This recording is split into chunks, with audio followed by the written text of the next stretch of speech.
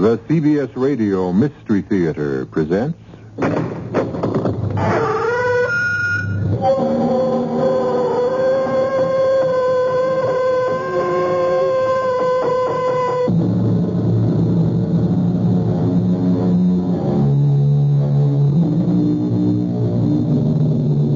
Come in. I'm E.G. Marshall. Welcome. Doubly welcome this special eve, of course. If you look in Webster's dictionary under the word miracle, you can read the definition, an event or effect contrary to the established order of things. A wonder or a wonderful thing. This is the story of a miracle that took place at Christmas time. The very best of all possible times for miracles. And it begins with an ad which has appeared for 10 years in the Dawson City Times and the Thomasville Courier. We'll begin the advertisement with, if the owner of the Santa Claus suit rented to Jennifer Swallow will present his copy of the receipt to me, Jasper Crown, he will be Oh, you'd have to include your address and your phone number, etc. Of course, Jenny, we'll include that. He will be remunerated to whatever degree he asks, up to $1 million. Does that seem fair? Oh, it isn't fair. It's silly. The rental was less than $1. Why should it be worth any more than that? Maybe you'll never know, but I will. And everyone else who hears this story will know.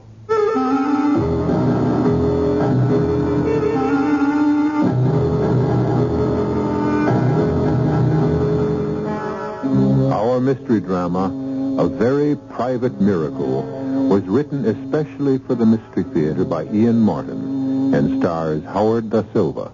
It is sponsored in part by Buick Motor Division and Anheuser-Busch Incorporated, Brewers of Budweiser. I'll be back shortly with Act One.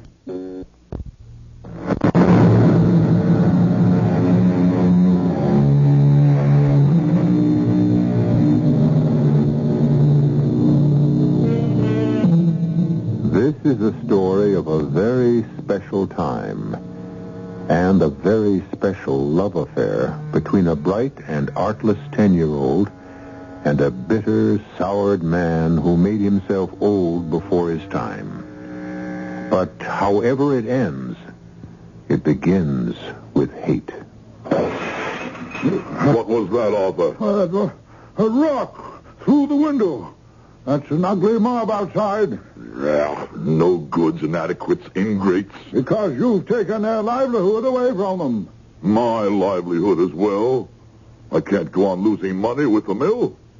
Since Robert walked out on me, I don't need any more. But Thomasville does. Good Lord, it's the only real industry we have left to keep the town alive. Are you my lawyer or theirs? You know whose lawyer I am. My friend or theirs? That's a question which gets more and more difficult to answer. Jasper, it's Christmas. And Robert had good ideas for the mill. I don't want to hear any more about the mill or about Robert, my son, or my daughter. Most of all, I don't want to hear about Christmas. That cheap, tawdry, pagan celebration. There, at last. The riot squad. They'll break up that no-good rabble. That's my Christmas present to them.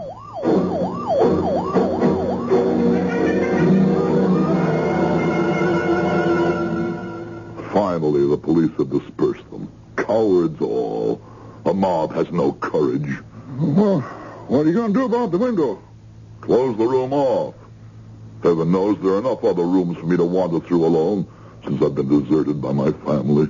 Well, that's scarcely fair to Emily. Emily? Did I once really have a wife? Was there some warmth in this house?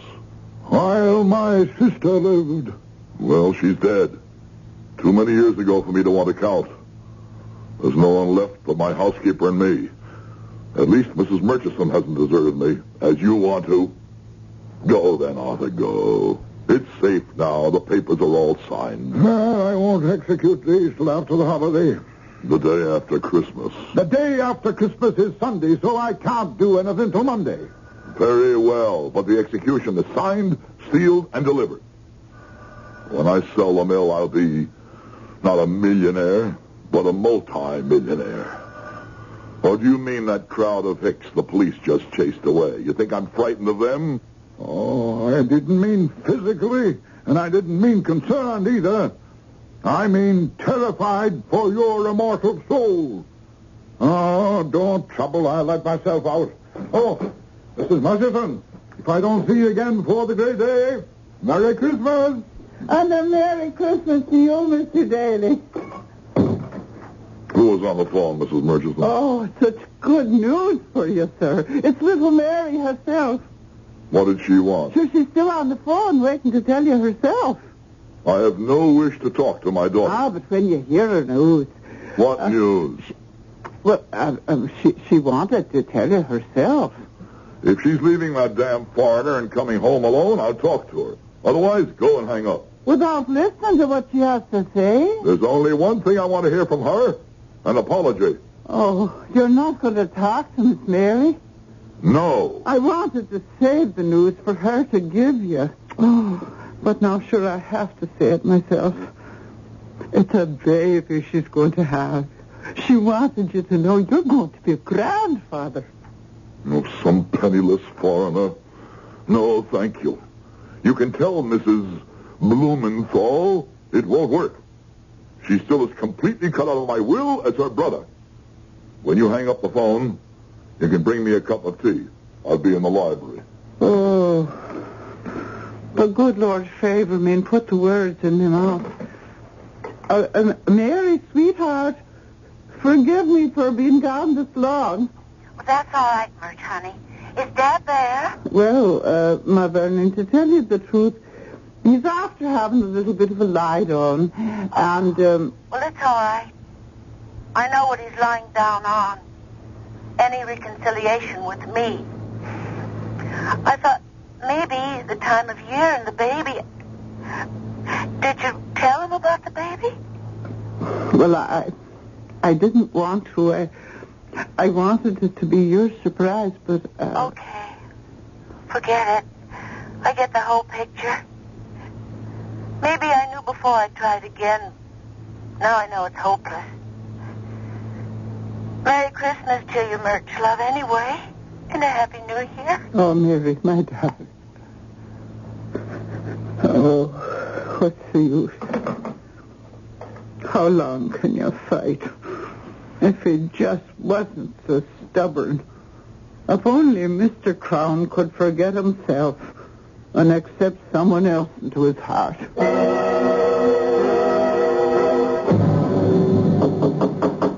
Come in. It's your tea, Mr. Crown? No, thanks. Just put it on the table. Yes, sir. Well, was there something else? Yes, Mr. Crown. This next Christmas would be my 25th that I've served your family. Oh, in heaven's name, spare me the Christmas spirit. It's choking me. Well, it's choking some of the rest of us, too, Mr. Crown. Everyone has a limit. You're not alone in that. I've just been talking to Mary, and I've lived through a long, difficult time in your family. I'm giving my notice. Before dinner? I honestly don't care if you ever eat again or live. I just have time to catch the next bus. I'll send someone else to clear out everything that's left of mine in this house. I want no part of it, or you, ever again. A little while later, the front doorbell rang. With Mrs. Murchison gone, Jasper was tempted not to answer it. But when it rang again, some secret urgency drew him down the long corridor. On the walk, he winced. His elbow pained him, and the arthritis in his right leg jumped and sent shivers. Every ache and pain he had ever known seemed to assail him, till the magic moment he opened the door and saw, standing on the stoop, her freckles burning bright in her snow-white face, her pigtails stiff in the icy wind, Jennifer. And even though he didn't realize it, magic was upon him. Yes? Who are you? Jennifer Swallow. What are you doing on my doorstep? If you please, Mr. Crown, I'm freezing to death. Oh, you came here of your own free will? What do you want? I have a business proposition to put to you. Not interested. How do you know if you haven't heard it yet? Don't be rude. You're talking to your elders. Excuse me, I didn't mean to be rude. I'm just anxious. Anxious about what? My proposition. What I want to talk to you about. All right, what is it? I'm too cold to tell you here. My father says that no gentleman keeps a lady waiting. You're no lady, you're just a child. And you're no gentleman. You're a what? You're a kind man who's going to offer me shelter. Very well, before we both freeze to death. Come in. Thank you. You shouldn't have let me in, you know. But you was. Get in. My father says you should never let a salesman get his foot in the door. Are you a salesman? Oh, no. It's just an expression, you see. In a manner of speaking, so to speak. What is it you want, young lady? My name's Jennifer. Jennifer? I'm not interested in names. All I want to know is what your business is here. Shouldn't we go into the parlor? No. You're kind of old. I thought you might want to sit down. Well, maybe I'd better. It would be much cozier. Very well, then. Follow me.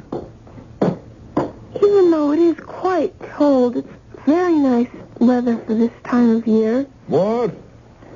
I'm just making conversation. My father says... I don't believe it. Believe what? I don't believe your father ever gets a word in edgewise with you around. All right. It's warm in here in the library. There's a fire. You can sit over there on the other side of the fireplace. Thank you. So many books. A lot of knowledge in the world if you young folks would take time to pick up some of it. Now, Miss Jennifer, just what is it you want? Well, it's at the church, you see. Nobody is working this year on account of you closed the factory down. You blame me for that? Oh, no. I mean, that's your business, of course. But it meant somebody had to do something special.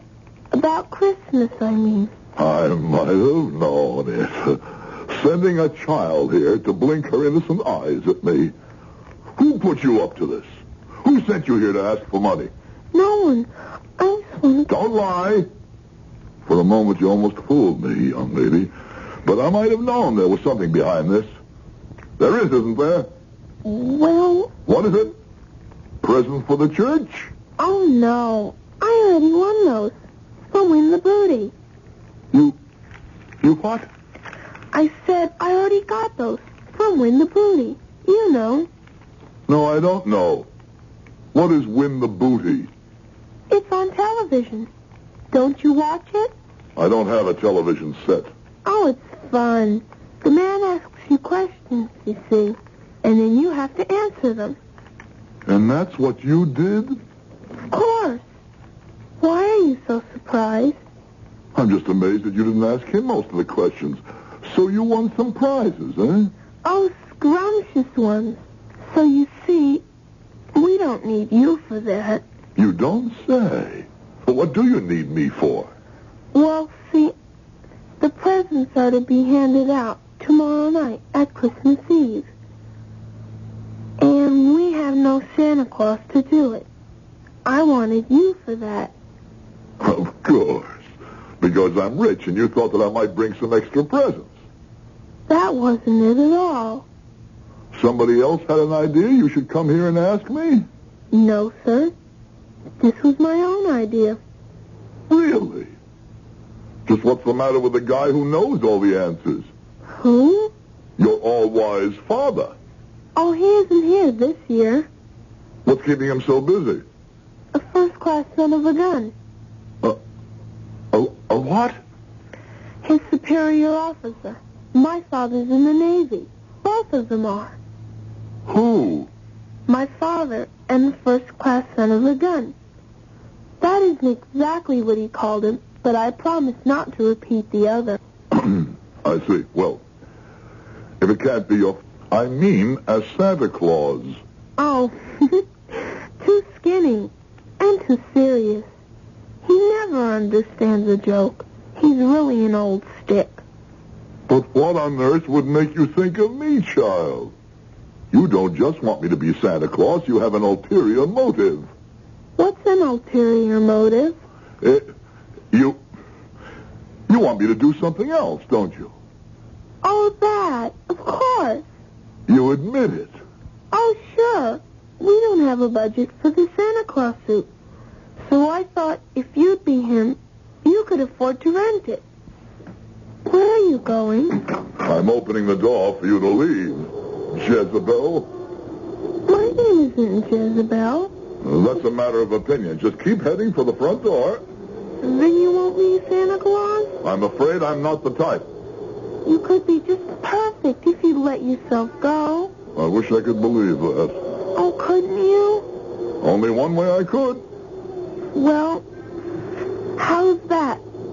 You get me the Santa Claus suit, and if you still want me, I'll be your Santa Claus. Honest to Pete? Honest to Pete. Well, I'll try. But it's going to take a miracle if I do. You know, I wouldn't put it past you.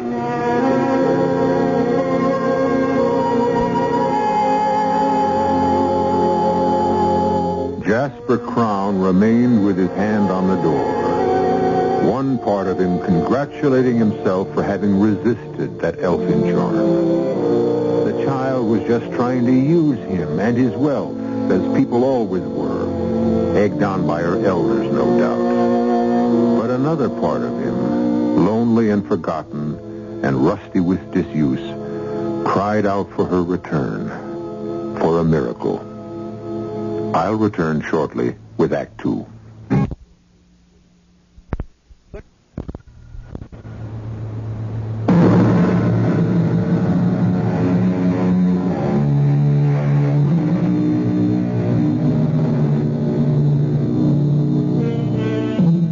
Never underestimate the power of Jennifer. That night, Jennifer broke open her piggy bank and counted her capital. $2.23. The following morning, she bought a return trip ticket on the bus to Dawson City, which cut into her budget to the tune of $1.62. Once she got there, she set her jaw and started to comb the city. It was well after lunch when suddenly the freckles were dancing across her nose and her pigtails vibrating with delight. For there, just as she told herself there had to be, was a sign saying, Santa Claus suits for rent, dirt cheap. The proprietor was a wonderful man with a jolly round face and bristling white eyebrows and a shock of snowy white hair.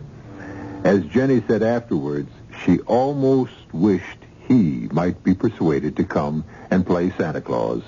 But that's really a silly idea. He lives too far away. I beg your pardon, miss. Did I say something? Well, there are only two of us here, and I didn't say anything, so I think it must have been you. There I go again, thinking out loud. You couldn't. Could you? Or didn't I think that part out loud?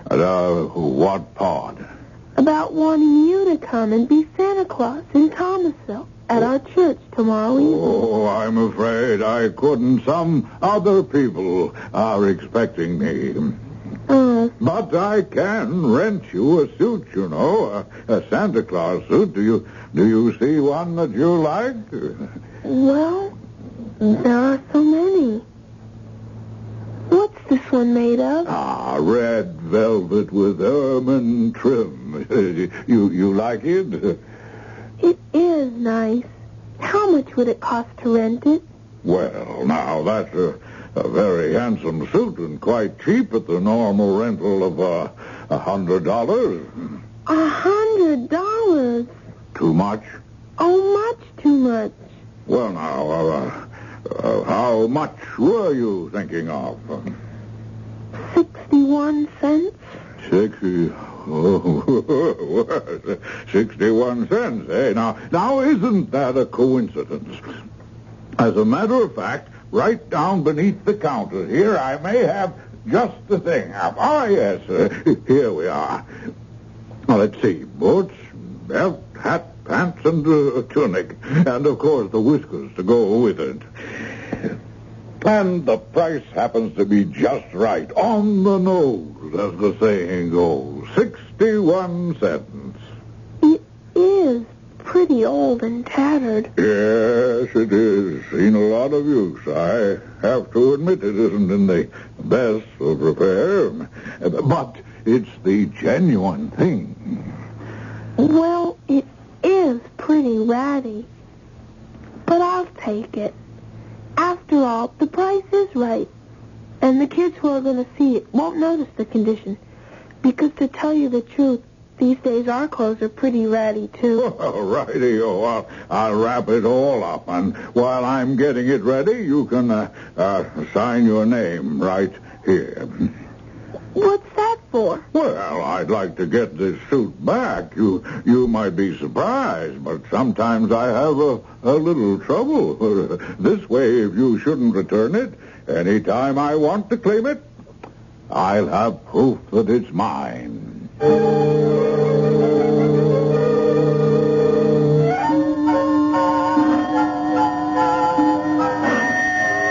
Oh, now why doesn't Mrs. Murchison answer that bell? Oh, of course, I forgot. She's gone. Well, rotten tarnation. I have to answer it myself, I suppose. I'm coming, damn it, I'm coming. Oh.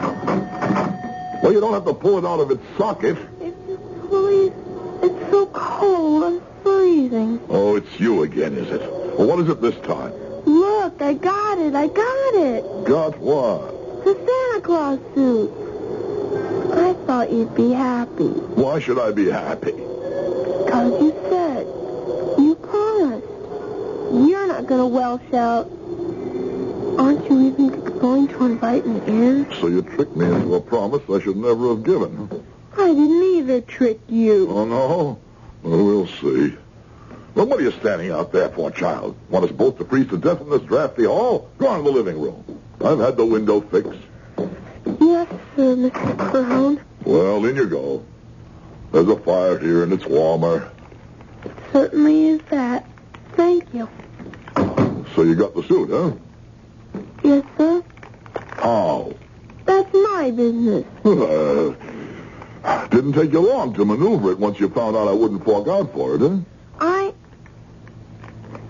That's right, Mr. Crown. Well, sit down. Thank you. Is that all? Excuse me? I mean, can't catch your tongue, huh? You certainly had enough to say yesterday. Why so silent now? I'm disappointed. Why? Because you're not happy, too.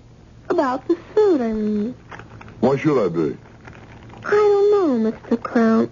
But I was just sure you would be. Well, you're wrong. I'm not. I made a bargain, and I'll stick to it. You don't have to. If you don't. I won't hold you to it. I mean, an unhappy Santa Claus wouldn't be much good. Do you want to? Want to what? Be unhappy? No, to get out of it. I don't even know if I can get into it yet. Close your mouth. You look silly with it open. Oh, come on. The suit, I mean. The suit. Come on, let's see it. I can't help it. I mean, it is a very difficult knot. Oh, give me that stupid parcel. Stop fiddling. Can't spend all night on this. Oh, good Lord. In what ragtag did you find this flea-bitten outfit, huh? Huh? I didn't either find it. I rented it. Rented it? And just what did you pay for this threadbare collection of junk? It cost 61 cents. How much? More, when you count my bus fare from here to Dawson City. $1.62 plus 61 cents. $2.23. My whole capital. And just where did you get $2.23? It was my tree money for Christmas, but I'd rather have a Santa Claus than a tree. So I broke my piggy bank, and I hate you. Oh, stop it. Oh, stop it. All right, I'll be your Santa Claus. Oh, I'll even try the suit on now if you like. Oh, if you still want me, that is. I'll be a pretty gruff Santa Claus, but... Oh, shall I try the damn thing on? Yes, please. After all, I spent the money. And something is better than nothing, isn't it? Honesty, Jasper.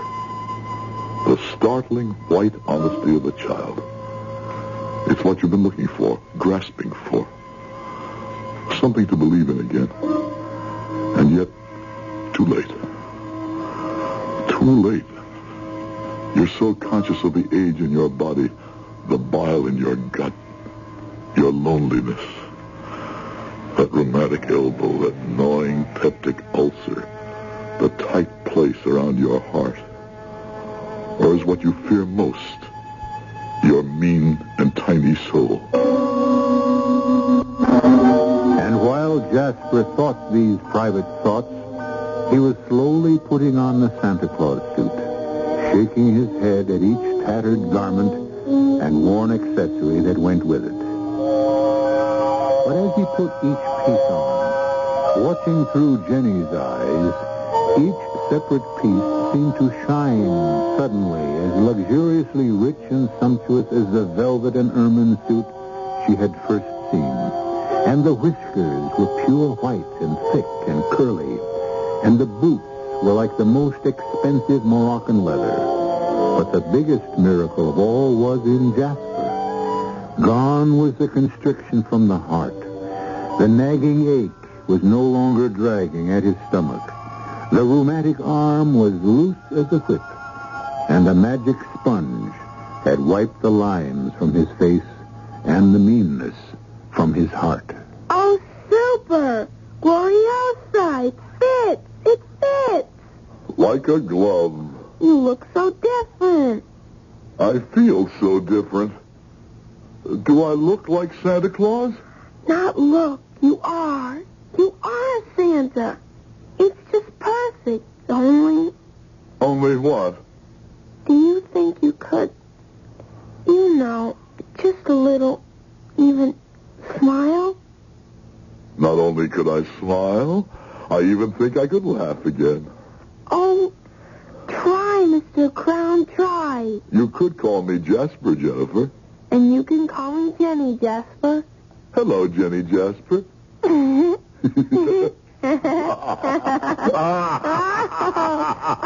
Jasper, this is going to be a good Christmas. Oh, Jenny, this is going to be the best Christmas ever.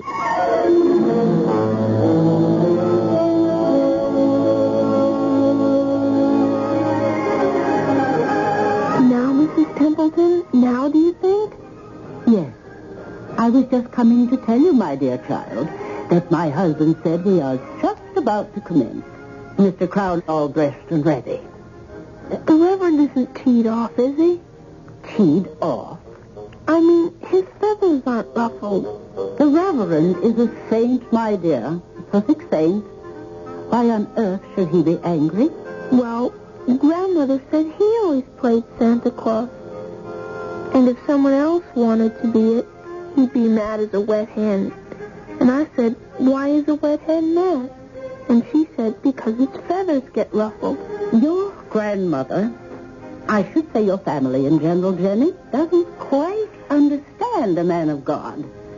The minister, my beloved George, is only too happy to welcome back a sinner and a backslider like Mr. Crown.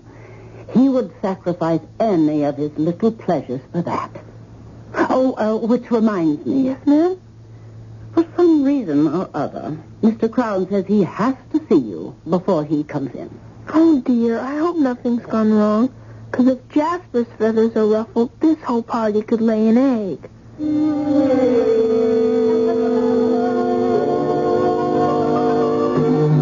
I thought we'd never get rid of that old stork.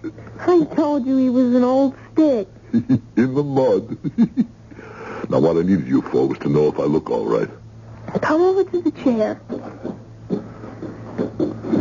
He has the wig all wrong, and the hat not down over your nose, not sort of jaunty to one side.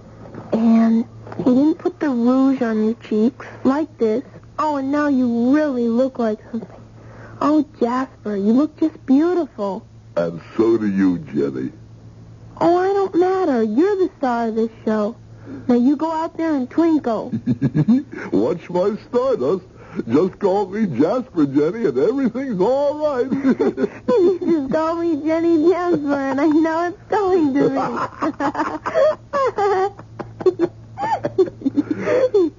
Here he comes, everybody, all the way from North Pole. Merry Christmas, everyone. Merry Christmas.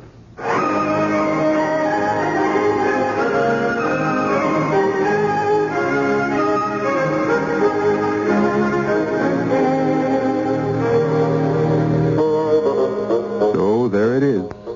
We have all been witness to the regeneration of Jasper Crown. A child's drive and belief has brought him back to the precious gift of present youth and laughter. But is it a true conversion or only a momentary aberration?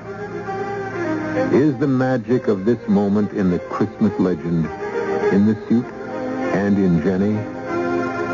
What happens if he loses either or both? I'll be back shortly with Act 3. WBBM from Chicago.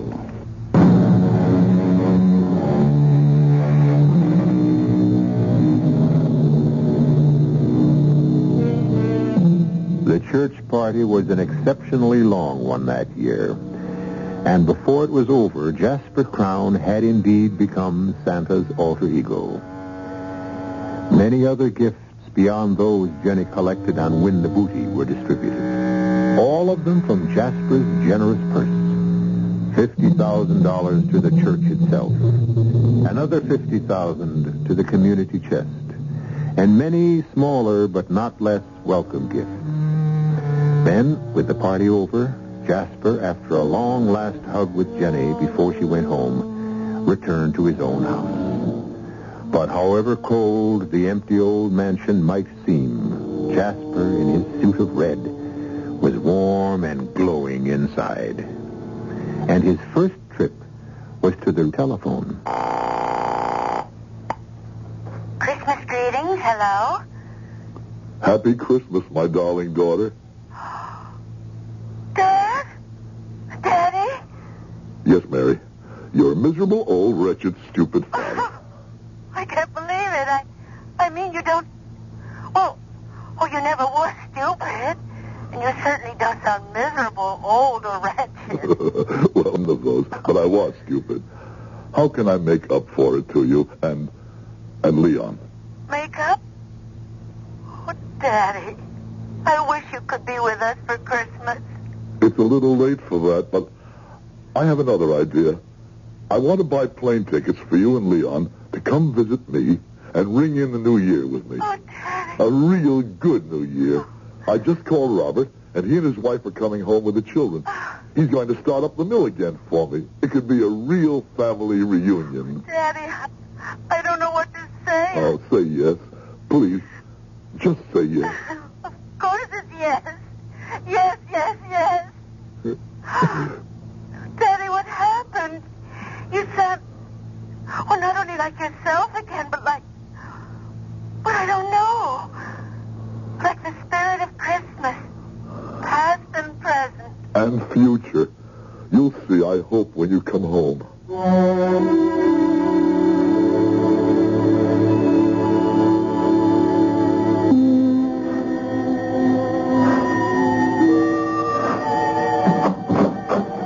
Mrs. Murchison, come in.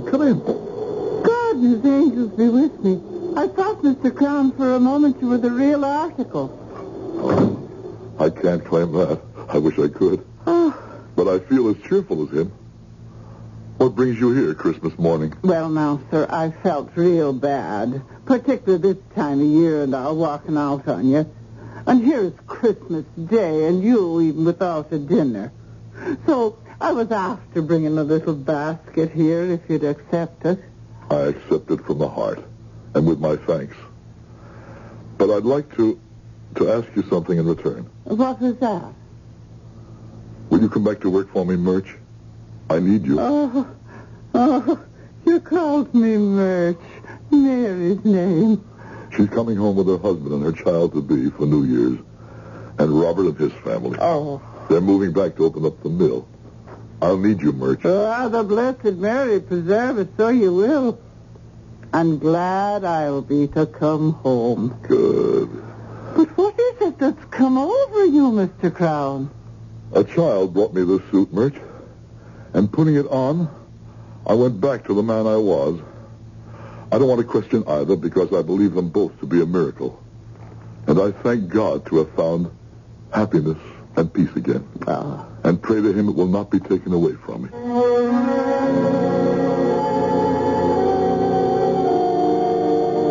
But every silver lining has a cloud, every sky a rift. The worm nestles even in the heart of a rose. Jasper could not buy his happiness this fast, if ever, again. As she has been his angel, Jenny now becomes his nemesis.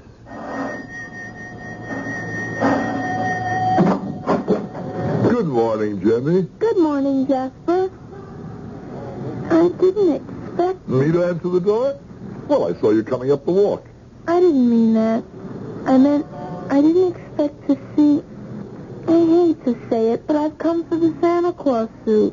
No. What do you want it for? You'll have to take it off now, Jasper. Why? Because I signed the paper. I only rented it, and I'm responsible. I have to take it back.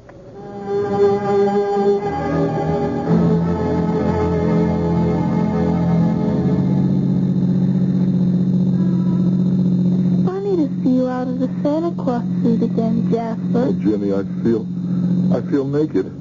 It's the way I told you. But that's silly. You aren't the way you were at all. You're nice now. The way I always knew you were underneath. As long as I have the suit. As long as you have you. That's what counts. My father says, oh, wait a minute. Tell the chauffeur. Here's the street. Oh, I was sure it was this one. Try the next. You watch one side, and I'll watch the other. You're not watching, Jenny. That's because I've already looked all the way down. It must be the next block. Why are you looking so sad again, Jasper? Because I feel that way. Not even sad. Frightened, Jenny. Why? I like the way I am. I didn't like the way I was. And I'm afraid that if I let go of the suit, I'll go back to being what I was. Never. Anyway, when we get to the shop, you can always buy it. Oh, tell the chauffeur to turn here, to the right. Take the next right, Edwards. You sure this is it? Yes, I know. Because there's the hat factory, and the cigar store, and the man who cooks spaghetti in the window of his shop. And right there next to it... What? What, Jenny? Mr. Edwards, stop and back up. See, Jasper? It's a dead-end street anyway. And there's that big school, and the storage company, and then the Chinese laundry. And right here between it and the man who cooks spaghetti in the window was... Stop the car, Edwards. But, Jenny, there's nothing here but an empty lot. But there can't be. Because otherwise, then it would have to be a miracle. Yes, that's what it would have to be. But that's impossible. Why? Because miracles have to be about holy things. And they have to be very old. Well, what's holier than Christmas? And it's pretty old. I must have made a mistake. We'll just have to keep... Little Jenny, listen to me. This is a funny thing to ask, but I ask it with all my heart. Don't let's go looking anymore, because we just might find him, and that's the thing I'm most afraid of. Why? Because then I'd have to give the suit back. And I might stop believing again. Oh, is that the time? The right time? Yes, what's wrong? I've got to get back to Grandma's fast. I'm catching a plane today. Edwards, home, step on it. A plane? Where to? Pacific. Japan. Back to my father. He's so lonely.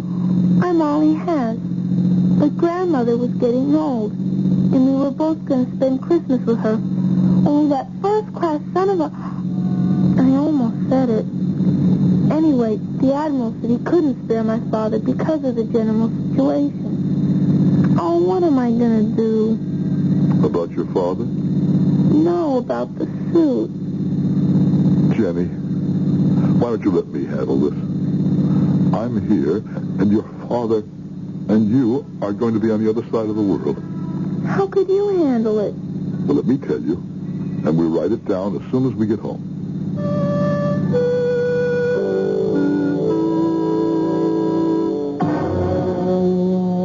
Now, here's the advertisement, Jenny. I'll read it. If the owner of the Santa Claus suit rented to Jennifer Swallow will present his copy of the receipt to me, Jasper Crown, my address, phone number, and so on, he will be remunerated to whatever degree he deems fair and equitable, up to, but not to exceed, the sum of $1 million. This ad will appear daily till the first of the new year, and for the month of December of each succeeding year until the decease of the aforementioned Jasper Crown. Okay? But Jasper, $1 million for that cruddy old suit? I told you, it's worth that to me. Do you have to go, Jenny? You shouldn't have to ask. You know how fathers feel about daughters. Now I do. Your own daughter is coming back to be with you. And your son, too. You'll never miss me. Oh, I will that. Don't ever mistake it. But I'm finally realizing all this fuss about a suit I thought was a key that unlocked my heart. When it wasn't the suit at all. It was you. I hate goodbyes. They're always sad. Why can't they be laughing goodbyes? Couldn't you laugh? Just a little? You said that to me once before, remember? And you laughed. I don't think anything could make me laugh now. I bet I could. Try it, Mr. Crown. Try what? That's not what you're supposed to say. What am I supposed to say? You're supposed to say, you can call me. Jasper, Jenny. And you can call me Jenny, Jasper. Hello, Jenny Jasper. Hello, Jasper, Jenny. Oh, Jasper, it's been such a good Christmas. The best ever.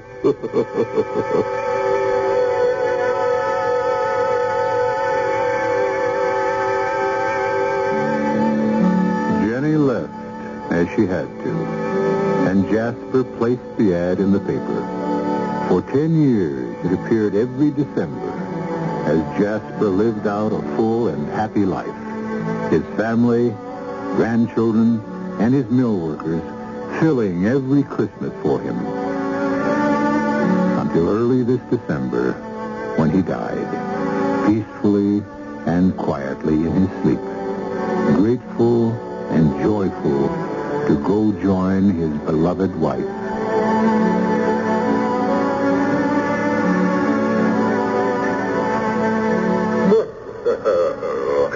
Hello, Mr. Crown. I've been proud of you these last 10 years. I've felt at peace with myself. The suit is in that rosewood box on my bureau. And here's a blank check signed. Fill in what you want. Oh, no. This is paid in full. I've more than had my rental. But I will take the suit back because it is Christmas again. And who knows? It may be very useful to someone else, eh? Now, excuse me, it's a busy season for me. Now, Dasher, now, Dancer, now, Prancer and Vixen. Did you hear him, Jasper? I did.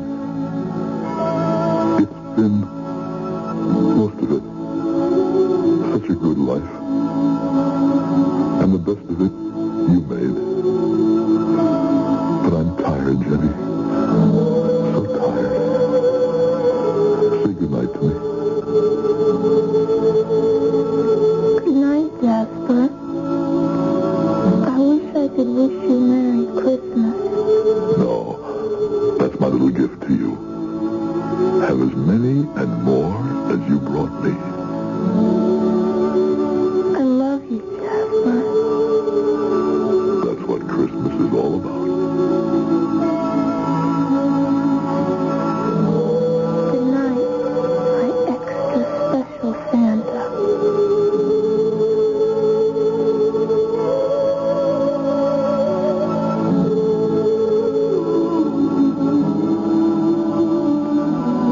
An event or effect contrary to the established order of things.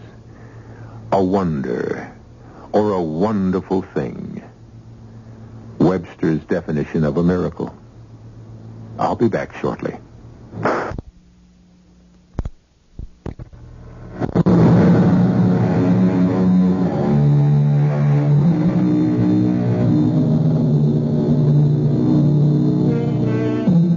For this special night of the year, there remains nothing to say in closing but God rest you, merry gentlemen and ladies, and a merry, merry Christmas to all.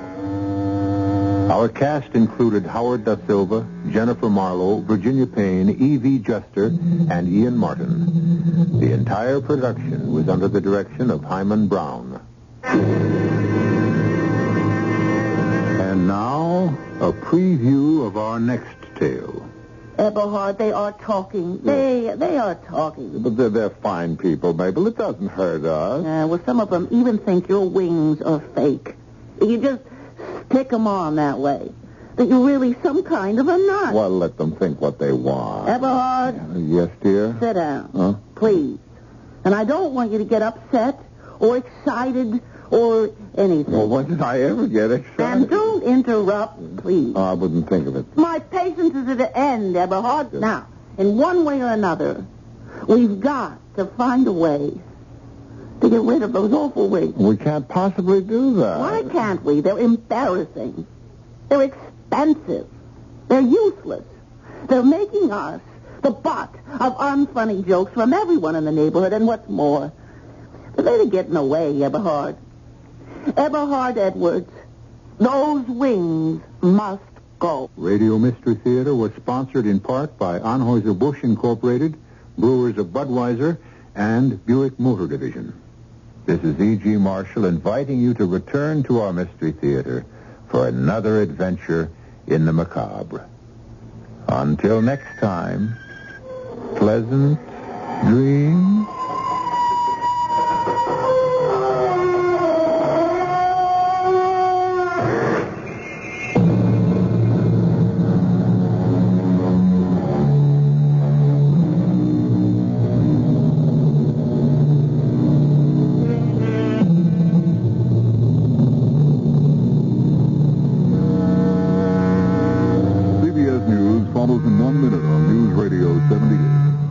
Did you know that more...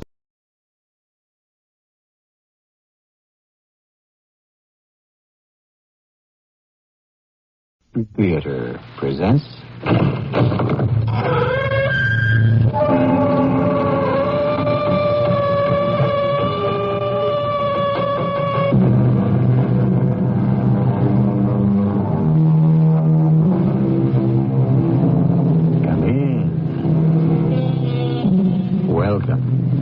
I'm E.G. Marshall. This is a very special occasion for me. I'm to be a little more than your host. This time, I will not only be introducing the story, but telling it to you, acting it out. The Mystery Theater's special Christmas story this year, Charles Dickens' immortal classic, A Christmas Carol, with Guess Who as Scrooge. Bah, humbug.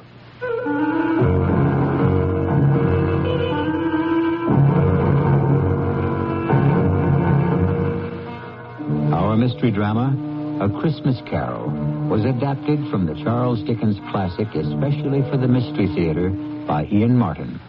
I'll be back shortly with Act One.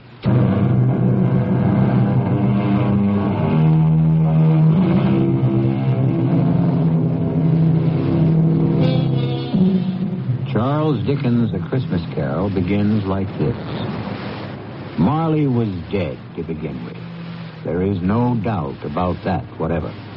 The register of his burial was signed by the clergyman, the clerk, the undertaker, and the chief mourner. Scrooge signed it. Old Marley was dead as a doornail. Ebenezer Scrooge? Oh, he was a tight-fisted hand at the grindstone, hard and sharp as flint, from which no steel had ever struck out generous fire. Solitary as an oyster. He iced his office in the dog days and didn't thaw it out 1 degree, even at Christmas. A Merry Christmas, Uncle. God save you. What? Oh, it's you, nephew. What brings you here on a miserable, cold, windy night like tonight? Cold and windy, yes, and the snow falling softly. A perfect Christmas Eve to say, Merry Christmas, Uncle. Humbug. Christmas a humbug? Oh, you don't mean that, I'm sure. I do. Merry Christmas. What right have you to be merry, or the world at large? What reason have you yourself to be merry? You're poor enough. Oh, come then. What reason have you to be dismal? What reason have you to be morose? You're rich enough. Don't you taunt me, Fred. Bah! Don't indulge yourself in expectations. Humbug. Take me as I am, Uncle, and as the season is, and don't be cross. Where else can I be when I live in a world of fools? Christmas. Phooey. What's Christmas time to you but a time for paying bills without money? Time for finding yourself a year older and not an hour richer. If I could work my will, every idiot who goes about with Merry Christmas on his lips should be boiled in his own plum pudding and buried with a stake of holly through his heart. Oh, come along, Uncle. Can you not let down for once and enjoy yourself? Come along, nephew. Keep Christmas in your own way. Let me keep it in mine. Yes, but you don't keep it. Leave me alone, then. Much good it may do you. Much good has it ever done you? Oh, there are a lot of things, Uncle, from which I've never profited. Christmas among the rest. Except that when it comes around, who can resist it? A kind of forgiving time of year when men and women seem by one consent to open up their hearts freely. So then I say, Uncle, though it never put a scrap of silver or gold in my pocket, I believe it has and will do me good, and so I say, God bless it. Who's that? What's all that there? I'm sorry, Mr. Scrooge. It's just that it is a holiday, and my hands were so cold. Just let me hear another word from you, Bob Cratchit, and you keep your Christmas by losing your employment. Oh, please, sir, I humbly beg your pardon. It was just an action on the spur of the moment. Just apply the spur to goad you into finishing your work, Cratchit, and let's hear no more from you. Yes, sir. Well, nephew, why are you here? To ask you to dine with us tomorrow. Dine with you? Never.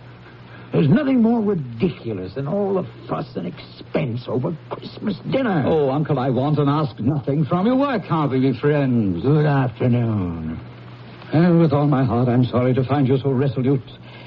But at least, I wish you a Merry Christmas. Good afternoon. And a Happy New Year. Good afternoon. And be sure to make the front door fast. No wasting of heat here. No extra logs on the fire. Yes, Uncle. Mr. Cratchit. Yes, sir. May I wish you a Merry Christmas and a Happy New Year. The first I am sure of, and I thank you. The other...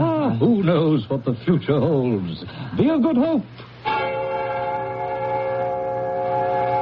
The nerve of all of them. My nephew, a wastrel, and Bob Cratchit on 15 shillings a week with a wife and family talking about a Merry Christmas. It's enough to make a man retire to Bedlam. They're all mad. Begging your pardon, Mr. Scrooge, a gentleman to see you. Yes. Scrooge and Marley's, I believe. Have I the honor of addressing Mr. Scrooge or Mr. Marley? Mr. Marley's been dead for 7 years. He died 7 years ago this very night. Sad. Sad indeed. Still, I have no doubt his liberality is well represented by his surviving partner. Liberality? At this festive season, it is more than usually desirable that we all make some slight provision for the poor and destitute. You may make your pledge here. Are there no prisons? We speak of the needy. The union workhouses are not still in operation. They are. I wish I could say they were not. A few of us private citizens are endeavoring to raise a fund to buy the poor some meat and drink and means of warmth. What shall I put you down for, Mr. Scrooge? Nothing. Of course, you wish to be anonymous? I wish to be left alone. By tax, I help to support the establishments we have mentioned. They cost enough and more. Let those who are badly off go there. Many can't go there. And many would rather die. They would rather die than let them do so and decrease the surplus population. Good afternoon, sir, whatever your name is. I find you hard to believe, Mr. Scrooge. Cratchit, let him out. Close the door, Cratchit, to extinguish what cold remains. Yes, sir. No, sir. Come here. Coming, Mr. Scrooge. You'll want all day tomorrow, I suppose. It's quite convenient, sir. It's not convenient, and it's not fair. If I was to stop half a crown for it, you'd think yourself ill-used, I'd be bound. Well, sir, yet you don't think me ill-used when I pay a day's wages for no work. I would not presume to have an opinion, but then it is only one day a year. A poor excuse for picking a man's pocket every 25th of December. I suppose I have no choice. You must have the whole day. Just make sure you are here earlier the following morning. I dined my usual melancholy dinner in the usual melancholy tower. Afterwards, climbed the stairs to my living quarters in the gloom. Something about my door knocker stopped me as I was about to put the key in lock. For one strange moment, it looked like Marley. Ghostly spectacles turned up on its ghostly forehead. To say that I was not startled would not be strictly true. And even after I was entered and locked in and my candle lit, I did pause irresolutely before I dismissed it with humbug. Humbug. Still, I was uneasy. Trimming my candle, I walked through all my rooms to make sure all was well. Sitting room, bedroom, lumber room, all as it should be. Small fire in the grate, spoon and basin ready, little saucepan of gruel, since I had a cold. What's that? The front door. The side door. The bell by my bed. The one on the mantel and on the sideboard. What do they herald? Who rings them? The cellar door. And that noise. What? I won't believe it. It's humbug still. Grim Spectre, what do you want with me? Much. Who are you? Ask me who I was. Who were you then? In life, I was your partner, Jacob Marley. You don't believe in me? I don't. Why do you doubt your senses? Because a little thing affects them. A slight disorder of the stomach makes them cheats. You may be a bit of undigested beef, a blot of mustard, a crumb of cheese, a fragment of underdone potato. There's more of gravy about you than the grave, wherever you are. Humbug, I tell you, humbug. Unbeliever!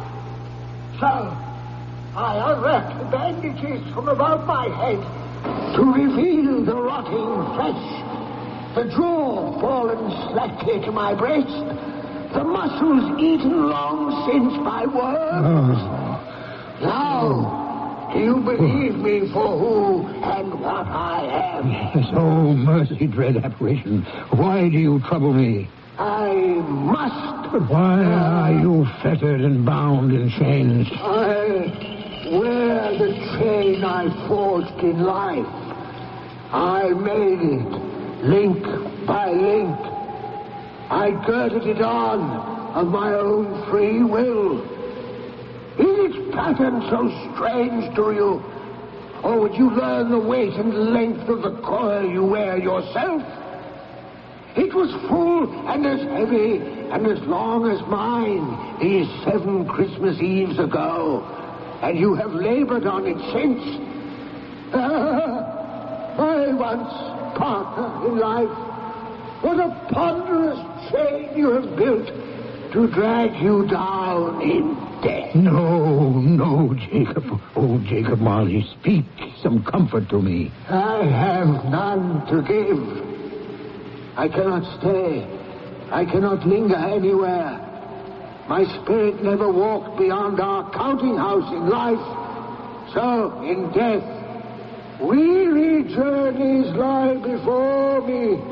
7 years dead and traveling all the time? No rest, no peace, the incessant torture of remorse. I am here tonight, Ebenezer, to warn you that you have yet a hope of escaping my fate. Oh, you were always a good friend, Sankey. You will be haunted by 3 spirits. That is the hope you mentioned? It is. I think I'd rather not. Without their visits, you have no hope but to shun the path I tread. Expect the first tomorrow, when the bell tolls 1. But couldn't I take them all at once and have it over? Expect the second on the next night at the same hour. The third, when the last stroke of 12 has ceased to vibrate on your mantel clock. And for your own sake, remember what has passed between us. Passed between us. Jacob, do not leave me yet. Archie was gone, as if he had never been. And yet, he had been. And Ebenezer Scrooge would never be the same man again. He fell asleep without undressing upon the instant. A sleep that was destined to be disturbed, as I shall relate when I return with Act 2.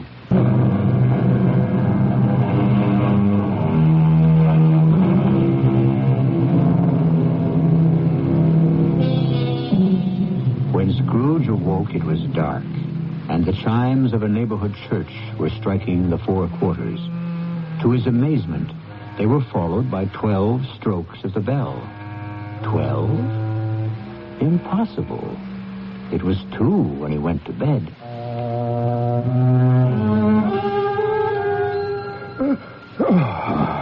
Why, it isn't possible I could have slept through a whole day and far into another night.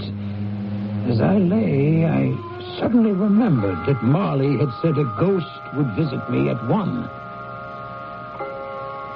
Who are you? I am the ghost of Christmas past. Long past? Your past. Don't you recognize me? A strange figure, almost like a child. The outlines dimly seen. It wore a tunic of purest white and a branch of fresh green holly in its hand, in singular contradiction to the dress, which was trimmed with summer flowers. But strangest of all, above its crown sprang a bright, clear jet of light, which illuminated the darkest corner, but obscured the face. And under its arm, a cap, which looked for all the world like a candle snuffer. For some reason, I wanted it to put on its cap. The light is blinding. Would you not put on your cap? Would you so soon put out with worldly hands the light I shed? Is it not enough that you are the one who fashioned me this cap and forced me to wear it low upon my brow? I? What business brings you here? Your welfare. Well, if you would regard my welfare, you would leave my sleep unbroken. Your reclamation, then. Take heed. Rise and walk with me. I cannot resist your command, but I am an old man, lightly clad and nursing a cold to boot. Do not deny me. Come. Follow me. All of a sudden, I was flying, floating on air.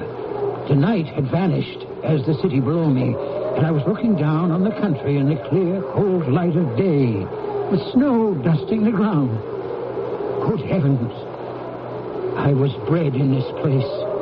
I was a boy here. Your lip is trembling. What is that upon your cheek? Nothing.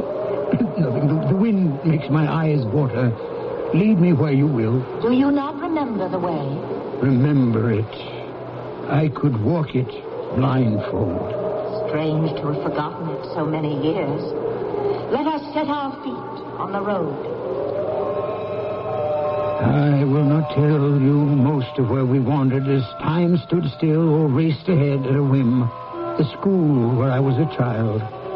The house I grew up in, an orphan. A terrible rush of tears remembering another outcast, a foreigner, an alien who in our mutual loneliness had once befriended me. Poor Alibaba. It's too late now. What is too late? Nothing. There was a boy singing a Christmas carol at my door last night. I should like to have given him something, that's all. What might have been. Let us see another Christmas.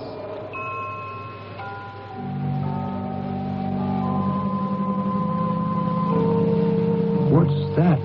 Your aunt, who brought you up, passed away. Oh, no. A delicate creature whom a breath might have withered. But she had a large heart. Amen to that.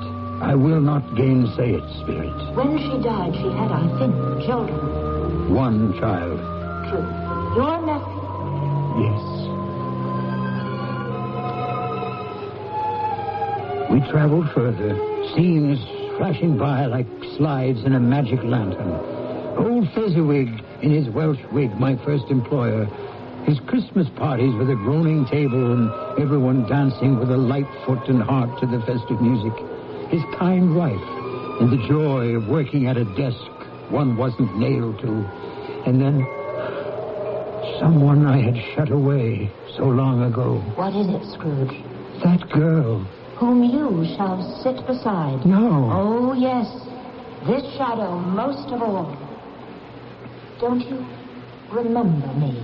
I told you the light blinds me. Then remember me as I was, before you put my light out.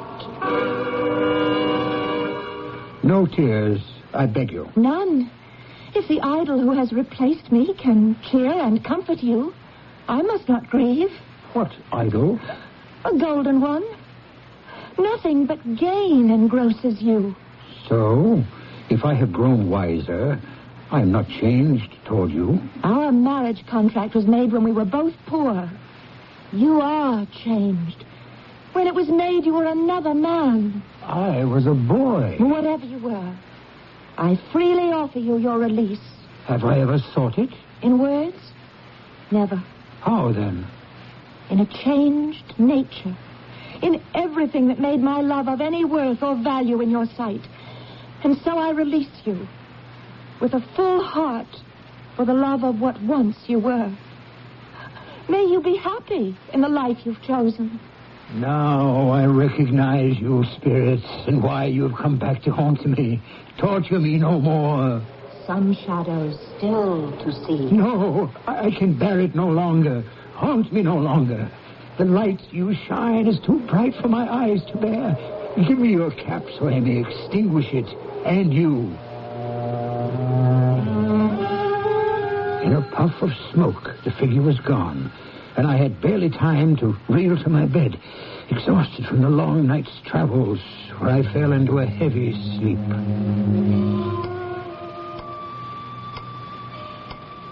What's that? The clock ticking away. Awake in the night of time. Almost one. When the second messenger Marley sends me from the grave will arrive. What ghastly shape might he take? What hideous form? What torture might this one plan for me? At least I am prepared for anything. Well, prepared for anything but nothing. Hello there, Spirit. Are you invisible to me? What's that? That great light from beneath my sitting room door. Here's a fearful waste of light, a shocking extravagance. I must go in and douse these candles. Yet I'm afraid to enter. Scrooge. Ebenezer Scrooge. Stop skulking there behind your bedroom door. Enter, man. Enter. Why, here's a prodigal spending of light. In a great roaring blaze, hot enough to set the chimney flue on fire. Look well on me. Have you never seen the like of me before? Never. It is time your eyes were opened to this and other things. Spirit, I will be no trouble. Conduct me where you will. I went forth last night on compulsion, and I learned a lesson which is working now. Tonight, if you have aught to teach me, let me profit by it. Hold fast to my robe. In the blink of an eye, we were transported to a mean and shabby little house, threadbare but clean as a new washed shirt, and redolent of the mouth-watering smell of goose, basking in sage and onion, and aromas of an eating house and pastry cooks next together, which came from the Christmas pudding. Whatever has got your precious father, then, and your brother, Tiny Tim? I never remember him, Martha, as late as this on Christmas Day. What a place is this? House of your clerk, Bob Cratchit. See, here he comes now. That child he carries on his shoulder, with a little crutch in his hand, and his lower limbs bound in an iron cage. Youngest of the Cratchits, Tiny Tim. Why, look at him struggle after the others as his father sets him down. Where are they off to? To watch one of the merriest sights of this merriest of seasons. The golden goose turn on the spit. Shh. Listen. How late you are, my dear. And how cold. Well. Oh, come sit you down by the fire and have a warm. Lord bless you. After I've had a look at that goose, too. First, tell me, how did Tiny Tim behave through the service? Oh, as good as gold and better. Oh. Somehow he gets thoughtful sitting by himself so much and thinks the strangest things you ever heard. And now, what was it this time? He told me coming home he hoped everyone in the church saw him because he was a cripple. Oh. Because it might be pleasant to them to remember upon Christmas Day who it was made lame beggars walk and blind men see. Bob, I feel so much for you. No. You must not, my dear. Remember the day. Come, let's join the others. Tell me, Spirit, will Tiny Tim live? I see a vacant seat in the poor chimney corner, and a little crutch without an owner. If these shadows remain unaltered by the future, the child will die. Oh, no, kind Spirit. Spare him. That from you recall your own words. If he be like to die, he had better do it and decrease the surplus population. Oh, I am ashamed. And should be, man, if you be man at heart, forbear that wicked cant until you have discovered what the surplus is and where it is. Listen. A toast before we eat to Mr. Scrooge. To me? I'll give you Mr. Scrooge, the founder of the feast. The founder of the feast, indeed. Oh, I wish I had him here. I'd give him a piece of my mind to feast upon, and I'd hope he'd have a good appetite for it. Oh, my dear, the children, Christmas Day. Well, I'll drink to his health for your sake and the day's, not for his. Long life to him. A Merry Christmas and a Happy New Year. Oh, you'll be very merry and very happy, I've no doubt. And now, a Merry Christmas to us all, my dears. God bless us. God bless us, everyone. Yes, Merry. My very name cast a pall upon their happiness. But mark you on the wealth of spirit among them, which thought kindly on a man with as little spirit as yours. In particular, that poor little lad, Tiny Tim. Did you notice how generous he was to end the toast with, God bless us, everyone, including even me? What a valiant little soul, in spite of all his handicaps. Perhaps your eyes are opening at last. But come, you have more to learn. Where now? Your nephew's house. He said that Christmas was a humbug. As I live, he believed it, too. More shame for him, Fred, that my uncle-in-law should speak so. Well, he's a comical old fellow and not so pleasant as he might be. Oh, yes. However, his offenses carry their own punishment, and I have nothing to say against him. And I will have no downturned mouths at this season. So here is a glass of mulled wine to our hands. Let's drink to the old man. Well, he has given us plenty of merriment at that. So, to Uncle Scrooge. A Merry Christmas and a Happy New Year to the old man, whatever he is. He wouldn't take it from me, but may he have it nevertheless. To Uncle Scrooge. To Uncle Scrooge. No, wait. Let me go to them. Explain. Too late for me. The hour grows too late. Away. Where stand we now? This open place. A crossroads where I must leave you. Oh, forgive me what I ask, but I see something strange protruding from the skirt of your robe. That might be a claw for all the flesh there is upon it. Yes. Then see what you must see. From the sanctuary came forth a boy and a girl. Yellow, meager, ragged, scowling, wolfish, but prostrate, too, in their humility. I started back appalled. Spirit, are these yours? They are man's. The boy is ignorance, the girl is want.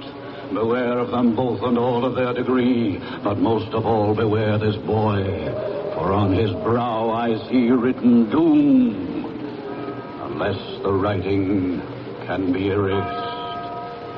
My time is sounding. Wait. Have these pitiful creatures no refuge or resource? I answer in your own words. Are there no prisons? Are there no workhouses? Hold for one moment. Help me. Where should I turn? Turn and face your future. The black phantom that approaches you now. Face your future. Your future.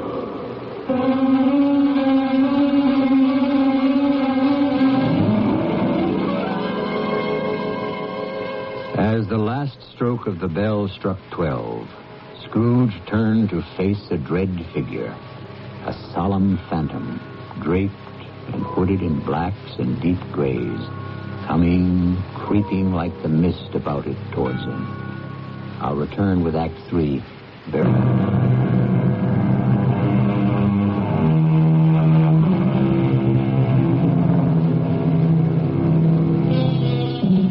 The last phantom silently, slowly, gravely approached. It was shrouded in a deep black garment, which concealed its head, its face, its form, and left nothing of it visible save one outstretched hand, which served as its only voice, for the spirit neither spoke nor moved.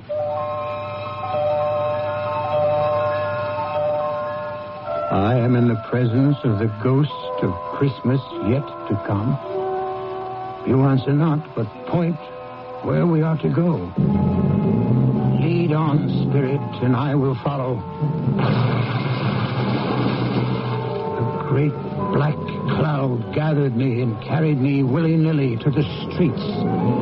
Its shroud, like the figure that stood by me, hung about me as I listened to two gentlemen talking in the street.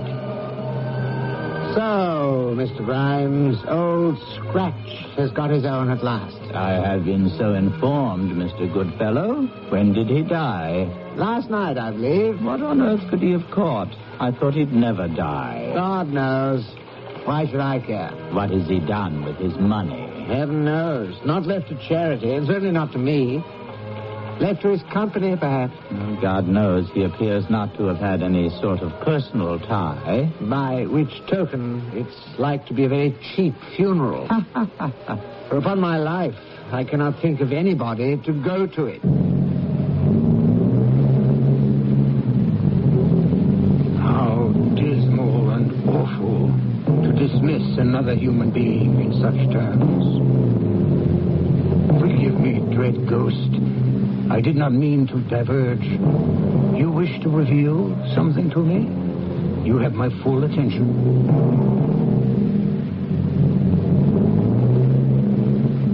Fred, the news is bad. Bad? We're quite ruined. Oh, there's hope for us yet. If he relents. If he forgives or forgave, there might have been. Oh, but it is too late for the miracle. Poor, old, miserable boy. He's past relenting. He's dead. No, wait, Spirit, wait. I'm not ready to leave. What else would you have me look on? Tell me again about today. About little Tim on the grave. It would have done you good to see how green a place it is. Oh. But you'll see it often. I promised him I would walk there every other Sunday. My last born. My poor little broken child. Oh, please. I shall break down with you. Oh, my darling. We can all try to be brave, but how can we hide our sorrow? What is more final and dreadful than death? I want to help, Spectre, but something informs me that our parting moment is at hand. Tell me, what man was it I saw lying dead? Very well. You point. Where to this time? A churchyard. And here we are. The headstone. You would have me read it? Tell me, are these the shadows of things that will be or may be only? Oh, my own name, Ebenezer Scrooge. Spirit, hear me. I am not the man I was. I will not be the man I must have been from all this intercourse. Why show me this if I am past all hope? For once, you make no motion. Your nature intercedes for me and pities me.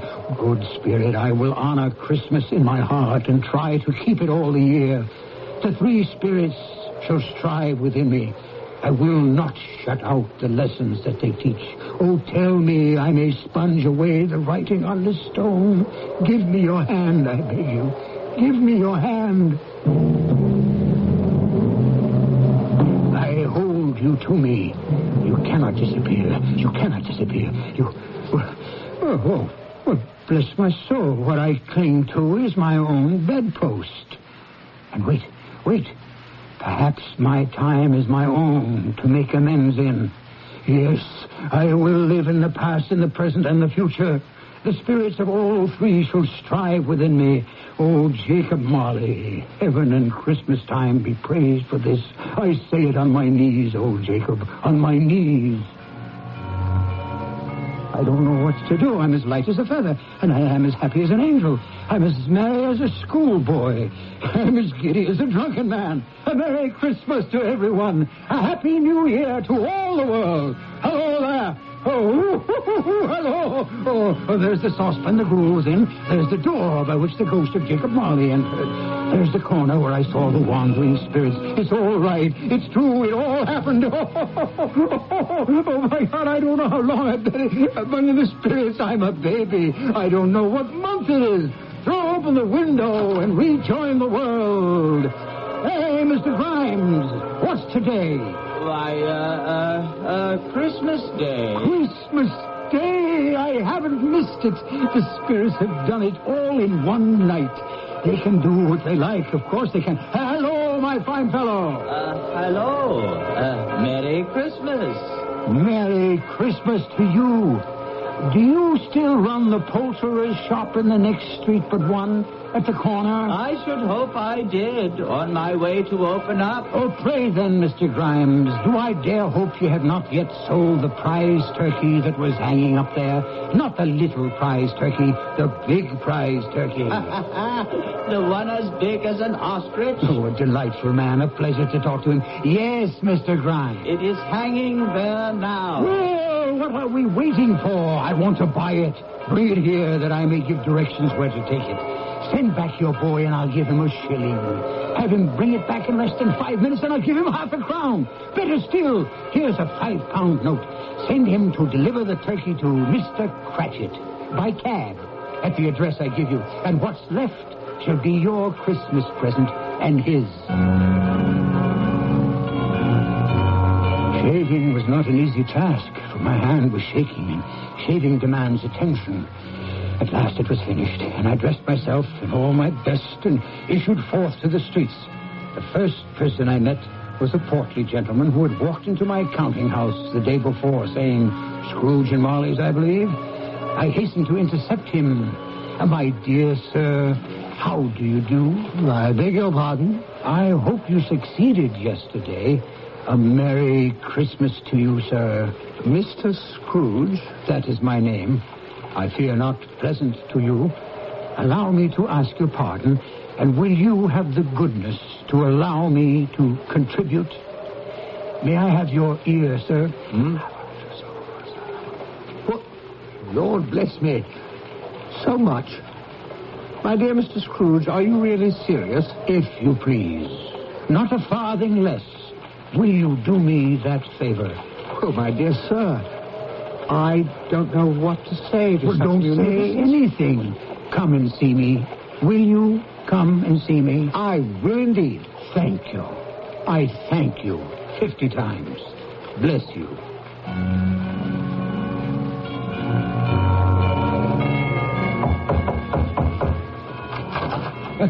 Merry Christmas. By all that's holy, is it you, Uncle? Me, Fred. You did ask me to dinner. Am I too late to take up the invitation? Too late? Will you let me in? Will I let you in? Why, here's the merriest turn a Christmas can take, darling wife. Here's Uncle Scrooge to share our Christmas. Isn't that a present for this day? You couldn't have brought Fred a better one. Welcome to our home, Uncle. For only the first of many times, I hope. It's a whole new year. Yes, and you may spend it all with us if you will. Only today, for I must be in the office as early as can be. No. Don't steal glances at each other. It isn't business on my mind, but recompense. And since at last I have learned to laugh, I want to have my first joke with the man I have perhaps wronged most all of these years. My faithful Bob Cratchit.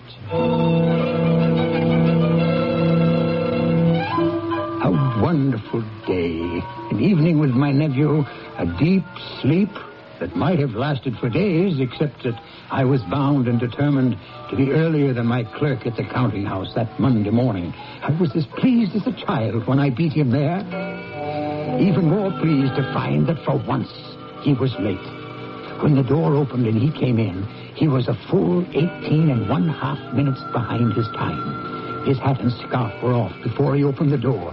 In terror of the man I had been, he was on his stool in a jiffy, writing his pen as if he were trying to overtake the lost minutes. Morning, Mr. Scrooge. Morning.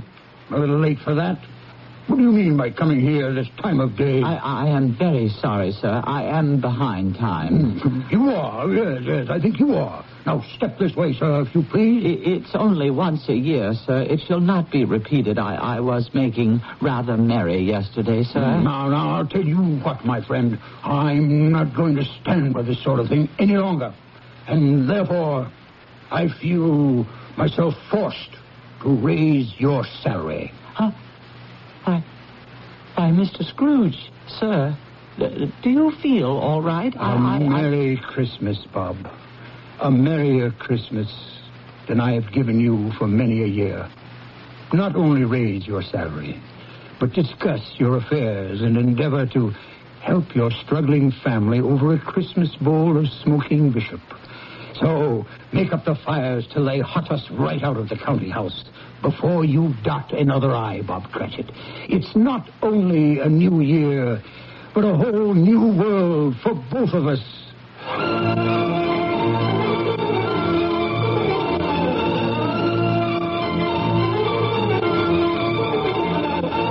As we all know, Scrooge was better than his word. He did it all. And to Tiny Tim, who did not die, he was a second father.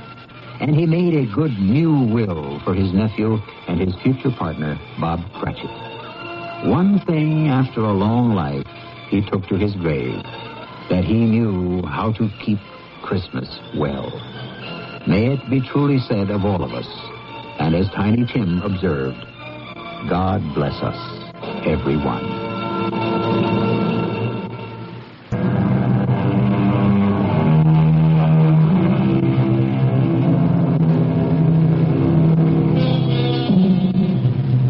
What more is there to say after Dickens' Christmas Carol, except the eternal message it brings, a Merry Christmas and a Happy New Year.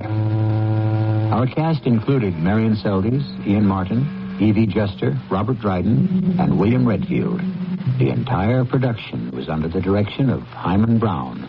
And now, a preview of our next tale. Hey, listen. Hear that? Singing. Of course, it's a carol concert. That's where everyone must be. Well, come on, let's see if we can find them.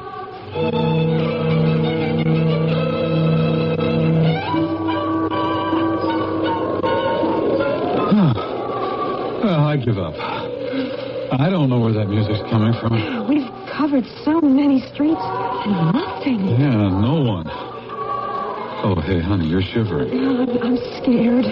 Well, there's a hotel across the street. Let's go there and use the phone. There's got to be one there. This is a ghost town. Well, there's no use wandering about anymore. It's a ghost town in the middle of Ohio. This is E.G. Marshall inviting you to return to our Mystery Theater for another adventure in the macabre. Until next time, pleasant dreams.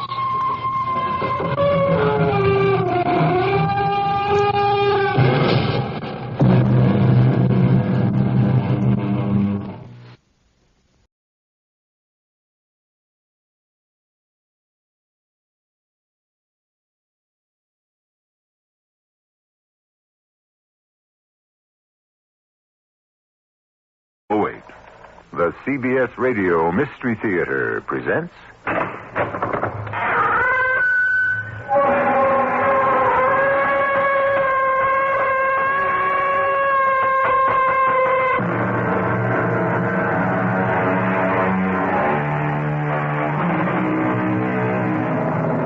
Come in. Welcome. I'm E.G. Marshall with the greetings of the season. I hope you like the tree.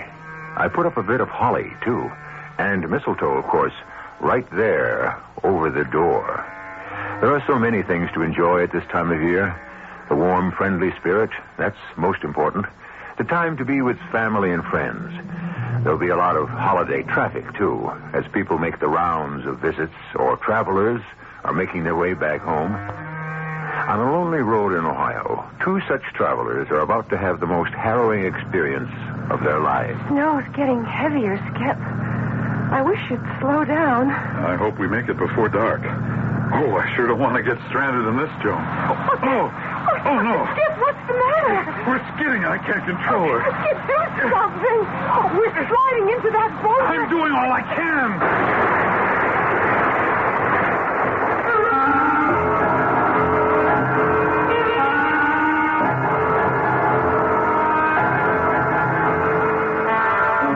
Mystery drama, A Holiday Visit, was written especially for Radio Mystery Theater by Bob Jurin and stars Lloyd Battista and Diana Kirkwood. I'll be back shortly with Act One.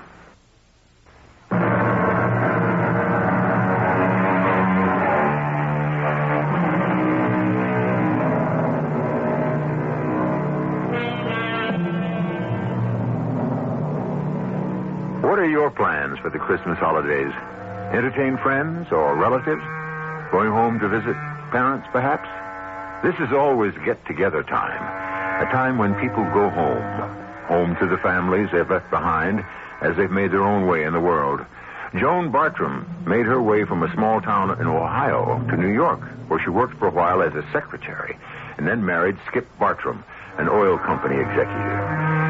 She hadn't been back to her home in Ohio in 12 years, so it was a particular thrill for Joan when Skip came home one night and said, "How'd you like to go home for the holidays?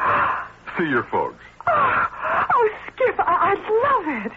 But can we afford it? Well, the company's sending me to Toledo for a new training program right after the holidays, so the trip is on them. Oh. We'll just leave a little early and be with your folks for Christmas. Oh, what a surprise.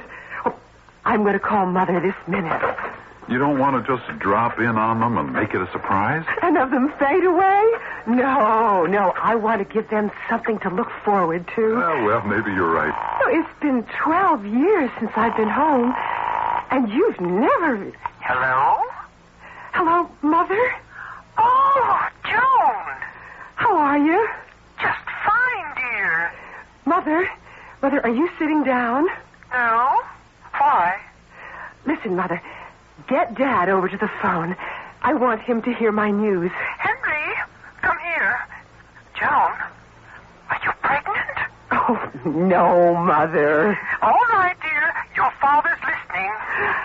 I'm coming home for Christmas. Coming home?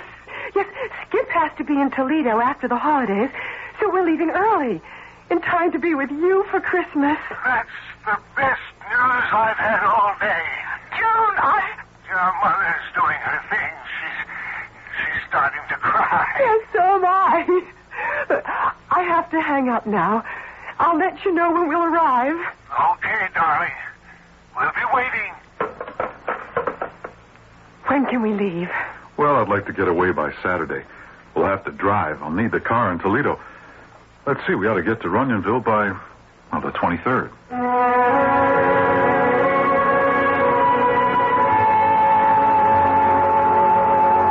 The map shows the end of the interstate. What do we do when we turn off? Let's see. We go north on 84, it looks like. Yes, north on 84 to Hamilton, then 42A to Blue Mountain, and we keep on that to Runyonville. Oh, I don't know. It looks as though the interstate keeps on going. Oh, look there. Yeah. According to the map, though, there's a proposed extension. Well, it's been finished since the map came out, I guess. What if we stayed on this? Oh, we'd go straight to Runyonville. It looks as though we'd save about 20 miles, too. So we're in luck. We'll stay on it. It looks as though, we may be at your folks a lot sooner than we thought.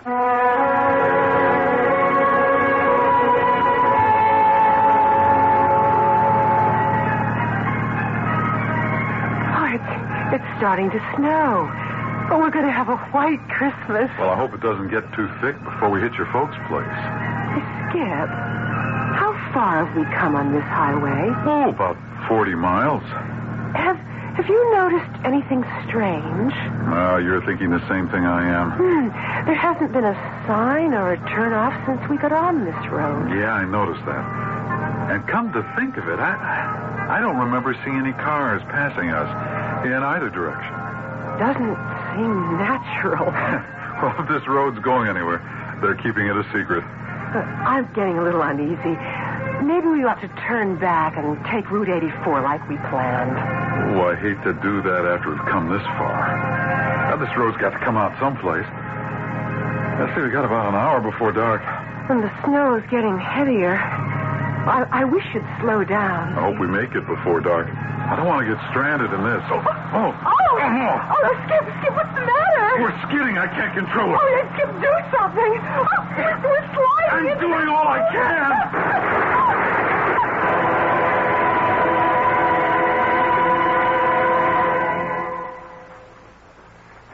You put any more tinsel on the tree, Harriet, and it's going to topple over. I don't see how you can sit there so relaxed. Why are you so nervous? The children said they'd be here sometime today or tomorrow. They should have been here by now. Only because you think they should be. If anything was wrong, they'd call. You know that. Oh, you're right. I'm just so excited about having our Joan home for Christmas. I can't relax. Well, I think I'll take a stroll in the snow. Need anything from downtown? No, dear. I've had everything in for days. I just wish they'd get here. They will, Harriet. They will. Now, you stop worrying. Worrying isn't going to get them here any sooner.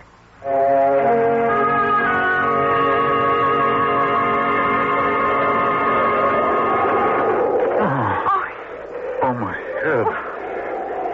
Joan, are you all right? Well, what happened? Can you straighten up? Oh, well, my leg's caught. Oh, here, let me see. Try twisting it a little bit this way.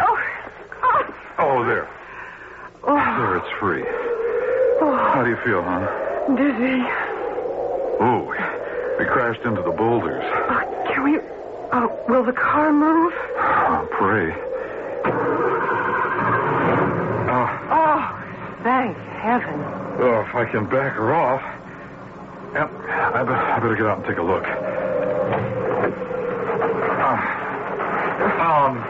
That does it. What's the matter? 2 flat tires. Oh, no. And only one spare, naturally. Oh, dear Lord, what are we going to do? We're miles from anywhere. At least the snow's letting up a bit. Oh, we can't just sit here on this ghost road. Well, where will we walk? Hey, Skip, look. A light. Oh, yeah. Oh, about half a mile away, I'd say. It must be a town. Hey, do you think you can make it on that leg? Oh, yes. I'd hop on one foot to get out of here. Well, we can phone your folks. Tell them we'll be a little delayed. We can probably get the car towed in. Well, it looks like we'll have to stay till morning. Or maybe Dad can come pick us up. We can't be far from Runyonville. We can pick up the car tomorrow or the next day. Oh, that's Christmas Day. Oh, that's right. Hey, what are we sitting here chatting for? Come on, let's move.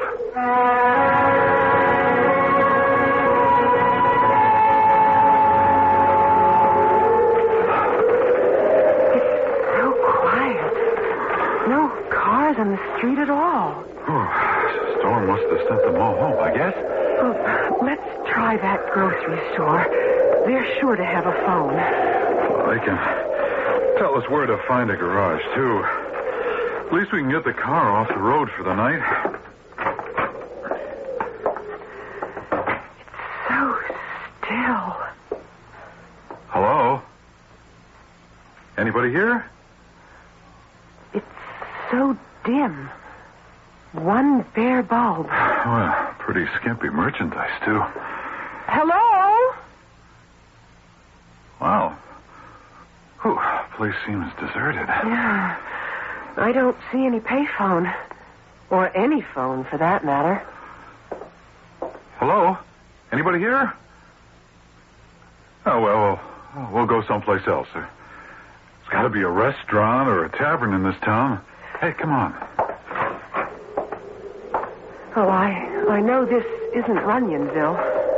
Well, I hope not. Looks like a quaint little place, but awfully deserted. Boy, they must pull the sidewalks in at 5 in the afternoon. Oh, the sky's cleared. Oh, look at those stars. Wow, I haven't seen them that bright in a long time. There don't seem to be many stores. Mostly houses. Well, we're not on the main drag. Maybe we better go ask directions at that house there. No sense wandering around a strange town. Yeah, I guess we should. I'm sure they'll let us use their phone. I'll call Dad collect. Hey, listen. Hear that? Singing. Of course, it's a carol concert. That's where everyone must be. Well, come on, let's see if we can find them.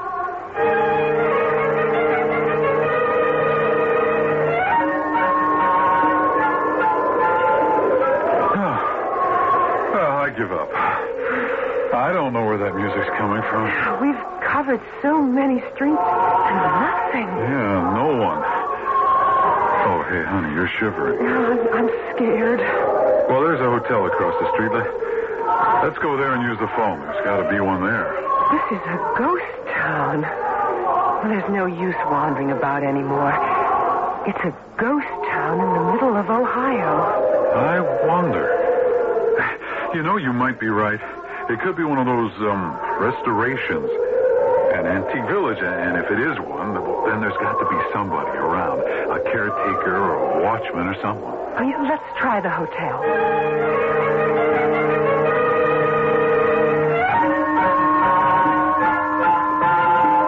Well, I was wrong, I guess.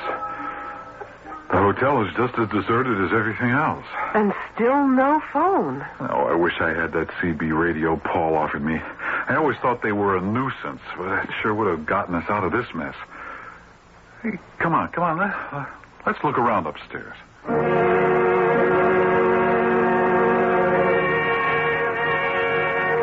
Every room's empty. Not a stick of furniture anywhere. Yeah, it's about what I expected. What was that? Well, it sounded like something hitting the roof. Oh, Skip, let's go back to the car. I'm too frightened to stay here. This place is just too spooky. Yeah, come on. You don't believe in ghosts. It's not ghosts I'm afraid of. There's another one. Well, something sailed past the window and landed on the ground. I'm going down and take a look around. I'll come with you. I'm not staying in here alone.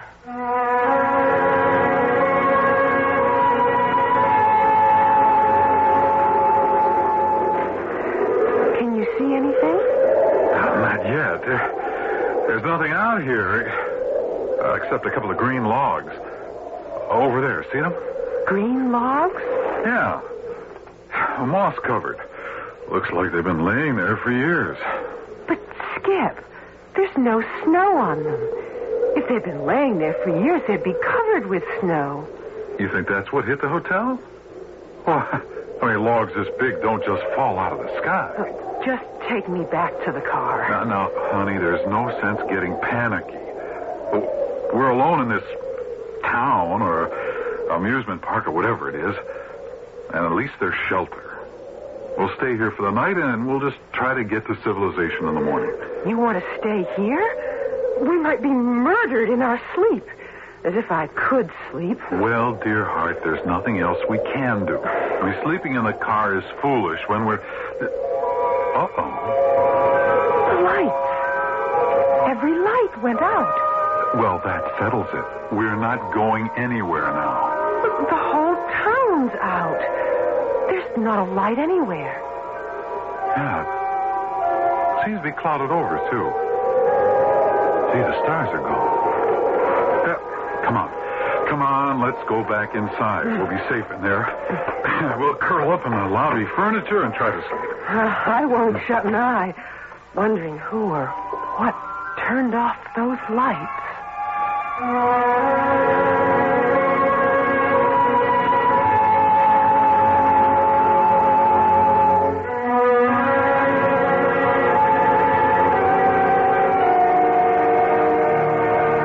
Paraphrase a popular joke.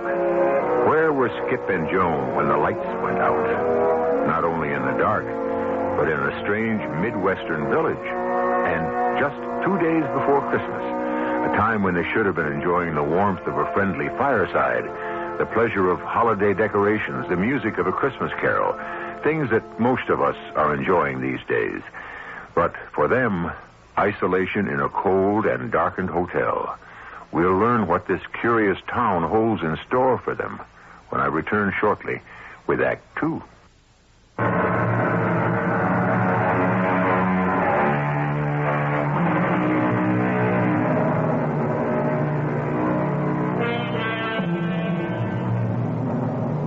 Joan and Skip Bartram face the prospect of spending the night in a deserted hotel in a strange and darkened town. A town apparently without inhabitants. Could it be a restoration of some kind? A sort of Midwestern Williamsburg? Under normal circumstances, it might be a lovely place to spend the Christmas holiday. But Skip and Joan are anxious to get to her parents' home and friendly family warmth. They spent the night in the sparsely furnished lobby of the hotel. And now it's morning. Skip. Skip. Huh? Wake up, honey. It's daylight. Oh, my aching back. Oh, that's the hardest couch in the world. I didn't sleep all night. Come outside. I want to show you something. Oh, no. Can't you bring it in here? Oh, stop being silly. There are footprints in the snow, and they're not ours. Footprints? Yeah, look out the side window there. Yeah. Yeah, they go around the back of the hotel. Well, that means somebody's around here. Come on.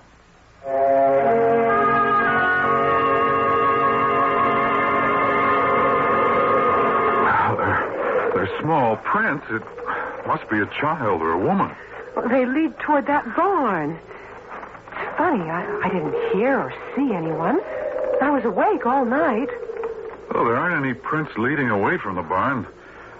So whoever made them is still in there. It's so quiet.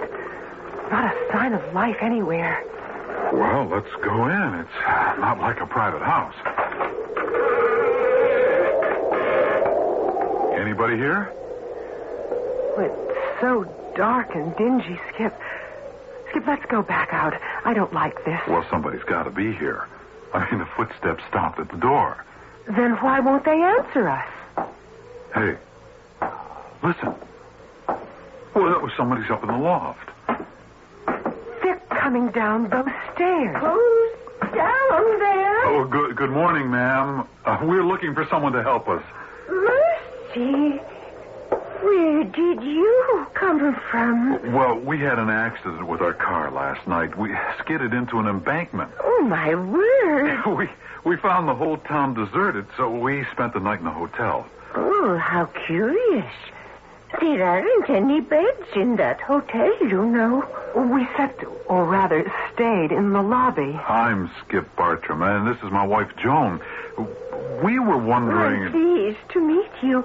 I'm Mrs. McKinney. Well, we were wondering if this is some sort of a restoration. I mean, there were lights on last night. And we heard Christmas carols. Oh, yes. Isn't the music lovely? What do you mean by a restoration? This is Taylortown. But there's no one living here. You're the only person we've seen since last night. Yes, they've all gone. Each season, a few more left. My husband went last year. I'm the last one here. You live here all alone? All alone in a deserted town? It's my home. Could we use your phone, Mrs. McGinnis? Joan wants to call her dad to pick us up, and, well, I've got to get a tow truck for the car. Oh, mercy me, there's no garage or tow truck. Oh, but there's a payphone at the railroad station. We never had phones in any of the houses. Just wait till I finish upstairs, and I'll show you where it is. I don't know if it works, though. I think it's just there for effect. I wonder what she meant by that. Well, who knows? I just feel better now that we've met another human being. She seems friendly enough. But a little strange, don't you think? Naturally. Living alone in a dead town. A ghost town. I wonder how long she'll be. We could find that railroad station ourselves. Oh, let her be hospitable. A few minutes won't matter. Mrs. McGinnis? Mrs. McGinnis, are you almost finished? That's strange. Well, I'll see. Has something happened to her? Mrs. McGinnis? Skip, what's the matter? Well, she's not here. The loft's absolutely empty. Well,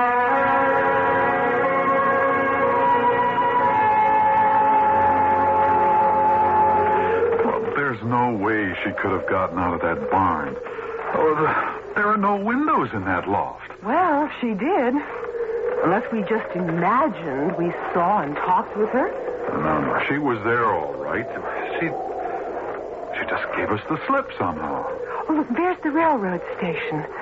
Oh, pray that phone works. Well, I'm not counting on it, but, well, it's worth a try. It looks like one of Belle's first pay phones. Skip, have you got a dime? Yeah, I think so. Here you are. Well, here goes. Well, so far, so good. Oh, I got a dial tone. Yeah, at least something works in this town. Well, it's only 10 after 9. One of them's bound to be home. Ah, it's ringing. Yeah, they're probably looking out the windows, wondering where we are. Hello? Is somebody on this line? Oh, Dad. Oh, Dad, thank heaven I reached you. Who is this? It's Joan, Dad. Joan? I can hardly hear you. Speak up. Dad, it's Joan. We've had an accident with the car. You'll have to pick us up. Where are you? You'll have to talk louder. A place called Taylortown. It's practically a ghost town. Do you know where it is? Taylortown? Look, we'll wait for you in front of the hotel. How long will it take you? Well, it's 10 after 9 now. About 1 hour. Oh, we'll be here. Oh, I can't wait to see you, Dad. Dad? Dad? Oh, the line's dead. What's the matter? You look concerned. But Dad sounded so funny. I expected more of a reaction. He was so matter-of-fact. He didn't ask for details or anything. Oh, I'm sure he figured he'd find out the details when he picks us up. Yes, I suppose. You know, dear, I have this strange feeling I know this village. Well, not the village so much, but the houses. The houses look so familiar. Well, a lot of small Midwestern towns have that turn-of-the-century look. I guess so. We used to go shopping in Fairmont, and it was full of the same big houses we had in Runyonville, with porches around the whole front and little filigrees under the eaves. Like that place on the corner. Exactly. And look who's on the porch. Mrs. McInnes. Hello there. Well, where did you come from? I don't get many visitors anymore. We wondered where you went. Where I went? Why, I've been here all morning.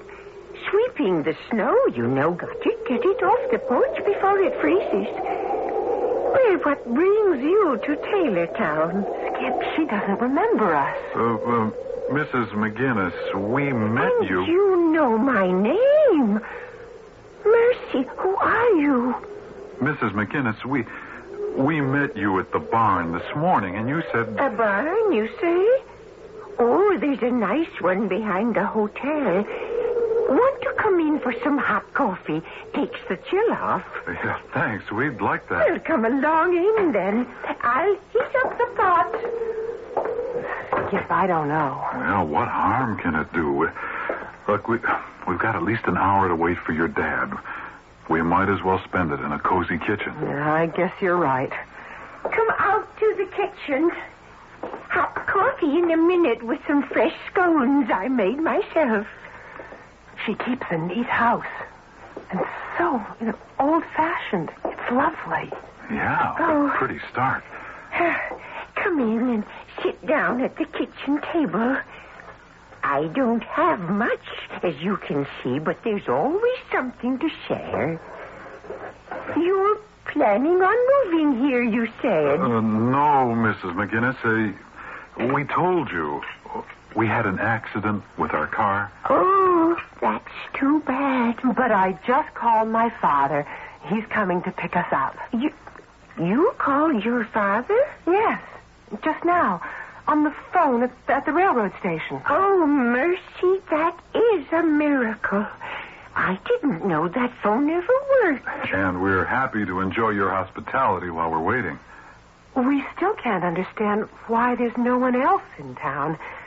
You live here all alone? It's my home. Oh, it's not bad living alone. I get by. Yeah, we thought it was some sort of restoration. I don't know what a restoration is. A restoration is an old town or house that's been restored to look the way it did years ago. Oh, this town's looked like this from the beginning, ever since it came from Scotland. The town came over from Scotland? It's an exact duplicate of Taylortown in Scotland. The streets and the houses and all the furnishings came from Scotland. Oh, mercy, don't ask me how long ago. Then you were born here. I guess so. You guess so? Well, I've never been anywhere else. Oh, you're not eating the scones. I guess we'd better get over to the hotel and wait for Dad. Thank you so much for your hospitality, Mrs. McGinnis. Oh, I'll come along. I'd like to see a modern automobile. I'll just get my shawl. I won't be a minute. She shouldn't be living alone like this. It's made her completely confused. Oh, I know. Well, there's nothing we can do, though. And she kept offering us scones, and the plate was empty. Well, she's living in the past. I wish she'd hurry. I don't want to miss Dad. Well, we've got lots of time. If he said an hour, well, we've only been here a few minutes. Oh, I wonder what's keeping Mrs. McGinnis. Look, why don't we just go on? She'll follow us. She knows where the hotel is. Mrs. McGinnis? You about ready? Mrs. McGinnis? Oh, not again. Oh, talk about the Cheshire Cat. Come on. Let's get out of here.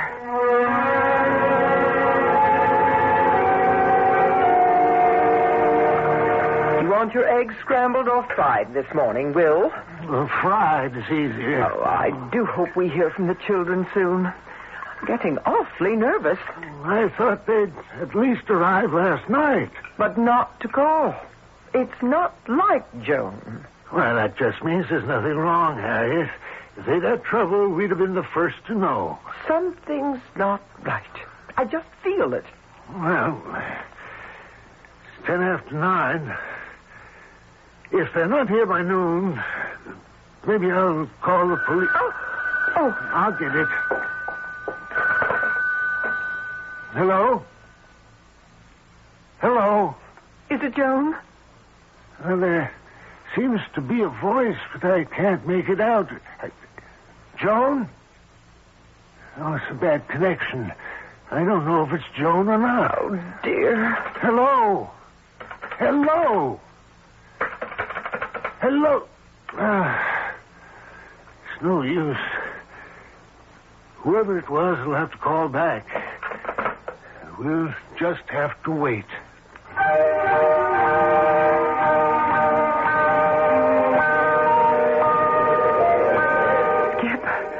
I'm terribly frightened. I wasn't before, but now I really am. There's something evil here. I mean, no people except that crazy Mrs. McGinnis. But your dad's on the way, huh? I wonder. It's been 2 hours now. Well, maybe he had trouble. At least he knows where we are. Doesn't he? How do I know? All we do is ask each other silly questions. I'm cold and I'm tired and I'm hungry. Joan. We may just die here. Don't you realize that? We may just die here. Stop it. Oh, yeah, I'm sorry, hon. I had to stop you. I'll get control of myself. I'm sorry. We'll just have to wait.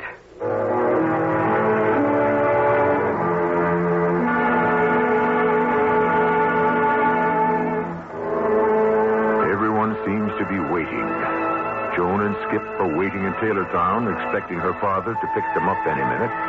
But Joan's father, as we now know, didn't get the call, and he and his wife are waiting to hear from Joan. It looks as though Skip and Joan won't be with their folks for Christmas after all. Or at all, for that matter. We'll just have to wait to see how it turns out when I return shortly with Act 3.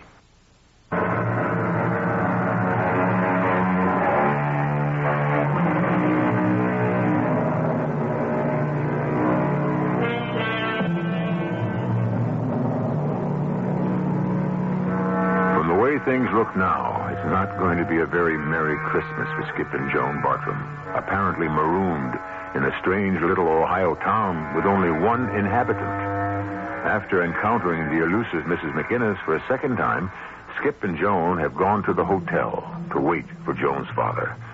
It's a cold December afternoon, and it's been a long wait. What time is it? 10 after 2. I'm going to phone home again. Maybe there's a reason Dad was delayed. And after that, I'm going to call the state police. I should have thought of it before. We're in a real emergency here. They'll tow us out. Come on. But suppose Dad comes after we've gone. We'll ask Mrs. McGinnis to watch for him. Mrs. McInnes? Mrs. Houdini, you mean? I wouldn't trust her to give Dad a message. Well, we're getting out of here as fast as we can. Your father or the police, whichever comes first. Okay, here, try your folks again.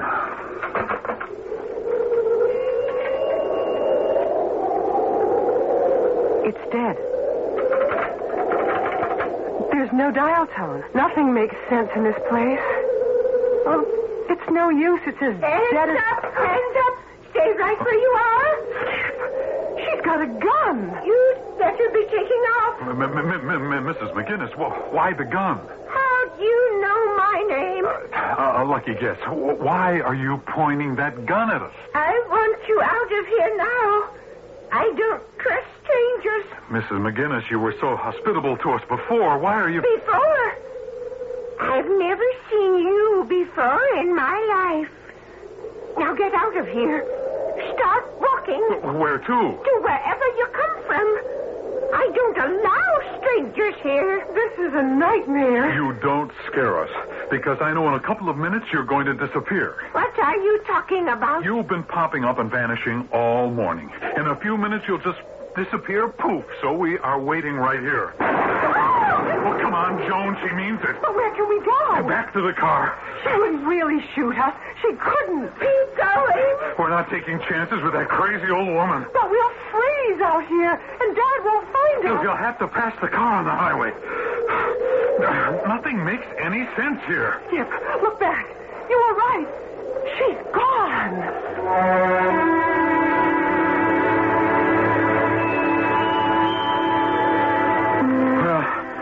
We'll be okay here. The motor works. I'll just turn on the heater. Come on, hop in. Oh, there's more damage than I thought. The whole front end's caved in. What a Christmas this has turned out to be. Oh, honey, we'll get out of this. Let me get the heater going. We might as well get some holiday spirit if the radio still works.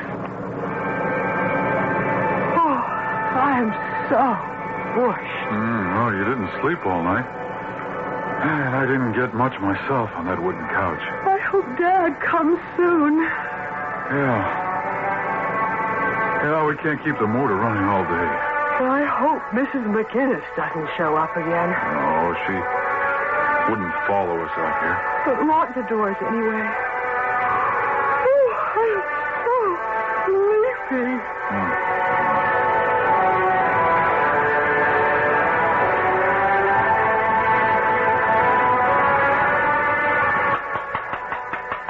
Hey, you all right in there? Hey, you too. Huh? Who's that? What's the matter? Are you two okay? Oh, it's a state trooper. Oh, we fell asleep. Oh, my leg. Oh, are we glad to see you? Anybody hurt? No.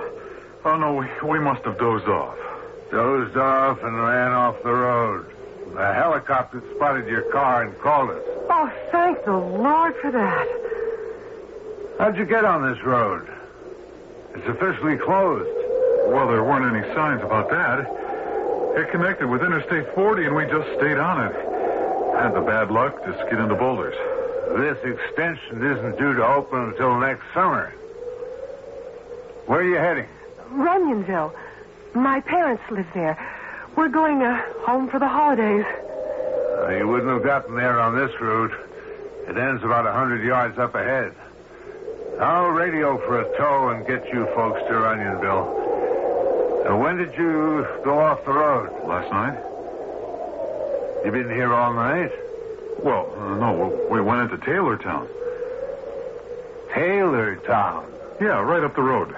But it's a ghost town except for a crazy old woman who lives there. I better get you folks to the hospital first. Just a checkup. You know, possible concussion. Oh, no. We're all right. My wife's ankle was twisted, but once we got out of the car, she was okay. We do not need a hospital. You say you spent the night in a place called Taylortown? Yes. There is no Taylortown around here. I've lived here all my life. And there just isn't any place called Taylortown. But right up the road. I mean, look for yourself. We were there all night. I'm sorry, ma'am. Maybe you'd better look. Oh. There's nothing there. There's no village at all. No, ma'am. The road ends at that vacant field. Not a town as far as you can see.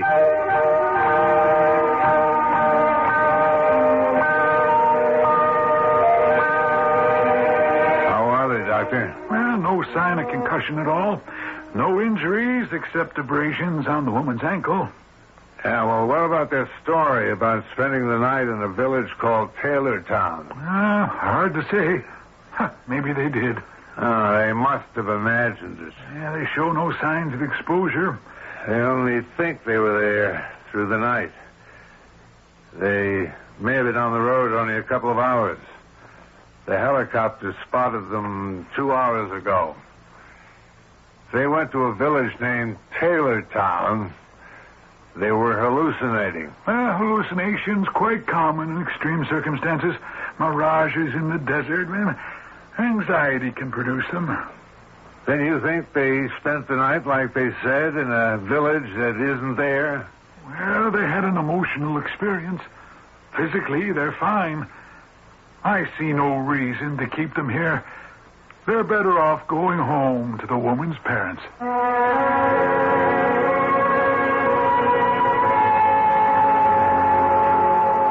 Will, they're here. A police car's driving up. Joe, Mother, Dad. Are we glad to see you? Oh, Mother. We were just about to send the police out looking for you when you called from the hospital. Oh, I'm going to send that state trooper a whopping Christmas gift. I got his name and badge number. Skip, it's so good to see you again. Same here. Thank heaven you're both okay. Come on in, everybody. No use standing here in the cold. What happened, Dad? We thought you were coming to pick us up in that place called Taylortown. That's what puzzles me. We never heard from you. The phone rang early this morning, but no one was there. Oh, I know I had a bad connection, but I was sure I heard you say you'd meet us. You seemed to know where we were. You mentioned this Taylortown. There's no place like that around here. Where exactly were you? Oh, I've never heard of it either, but we were there. I know the trooper thought we were loony. Oh, I don't know what to say about all this. Why don't you both just relax? I've got a buffet all ready. We'll have cocktails and you can tell us all about it. That's a good idea. I'll get your suitcases up to the guest room. We had to leave all our gifts in the car, but they're towing it in tonight. So we'll have them in time for Christmas. No, they don't matter, dear. Having you here and safe is what's important. Now, you just relax and enjoy the tree while I get things ready. You must be famished. Oh, it's so good to be home again. And at Christmas time, everything's so pretty. Yeah. Ooh, that's some tree. I just love the decoration. Skip. Look. What? Under the tree. Look, come closer. Oh.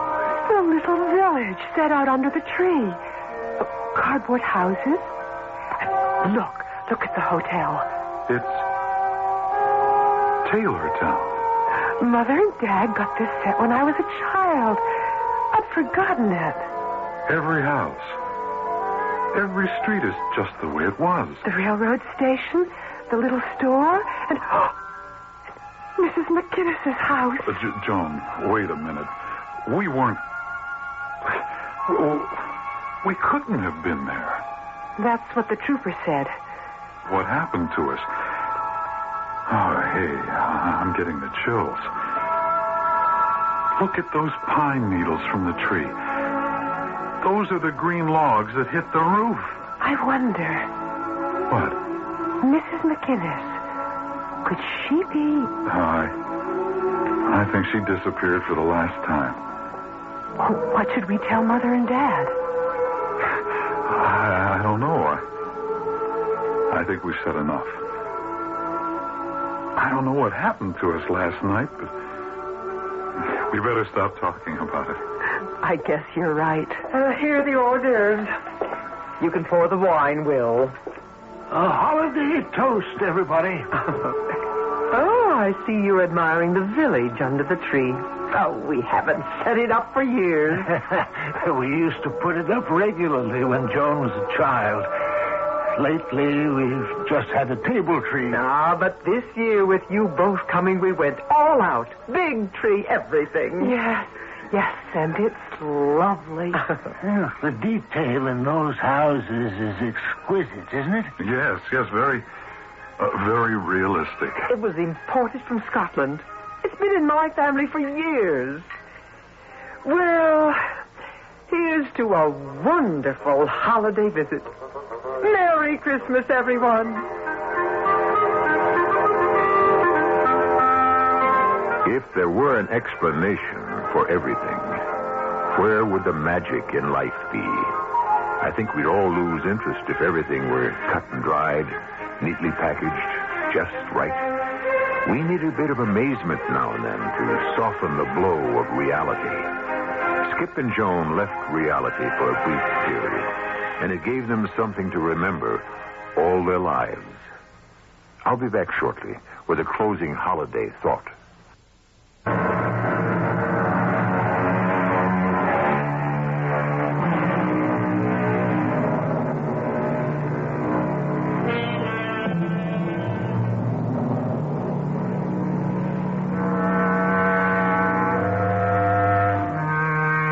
Holiday lights are twinkling everywhere. Every city, town, and village sports its holiday decorations. Busy shoppers push through the stores, and children wait wide-eyed for that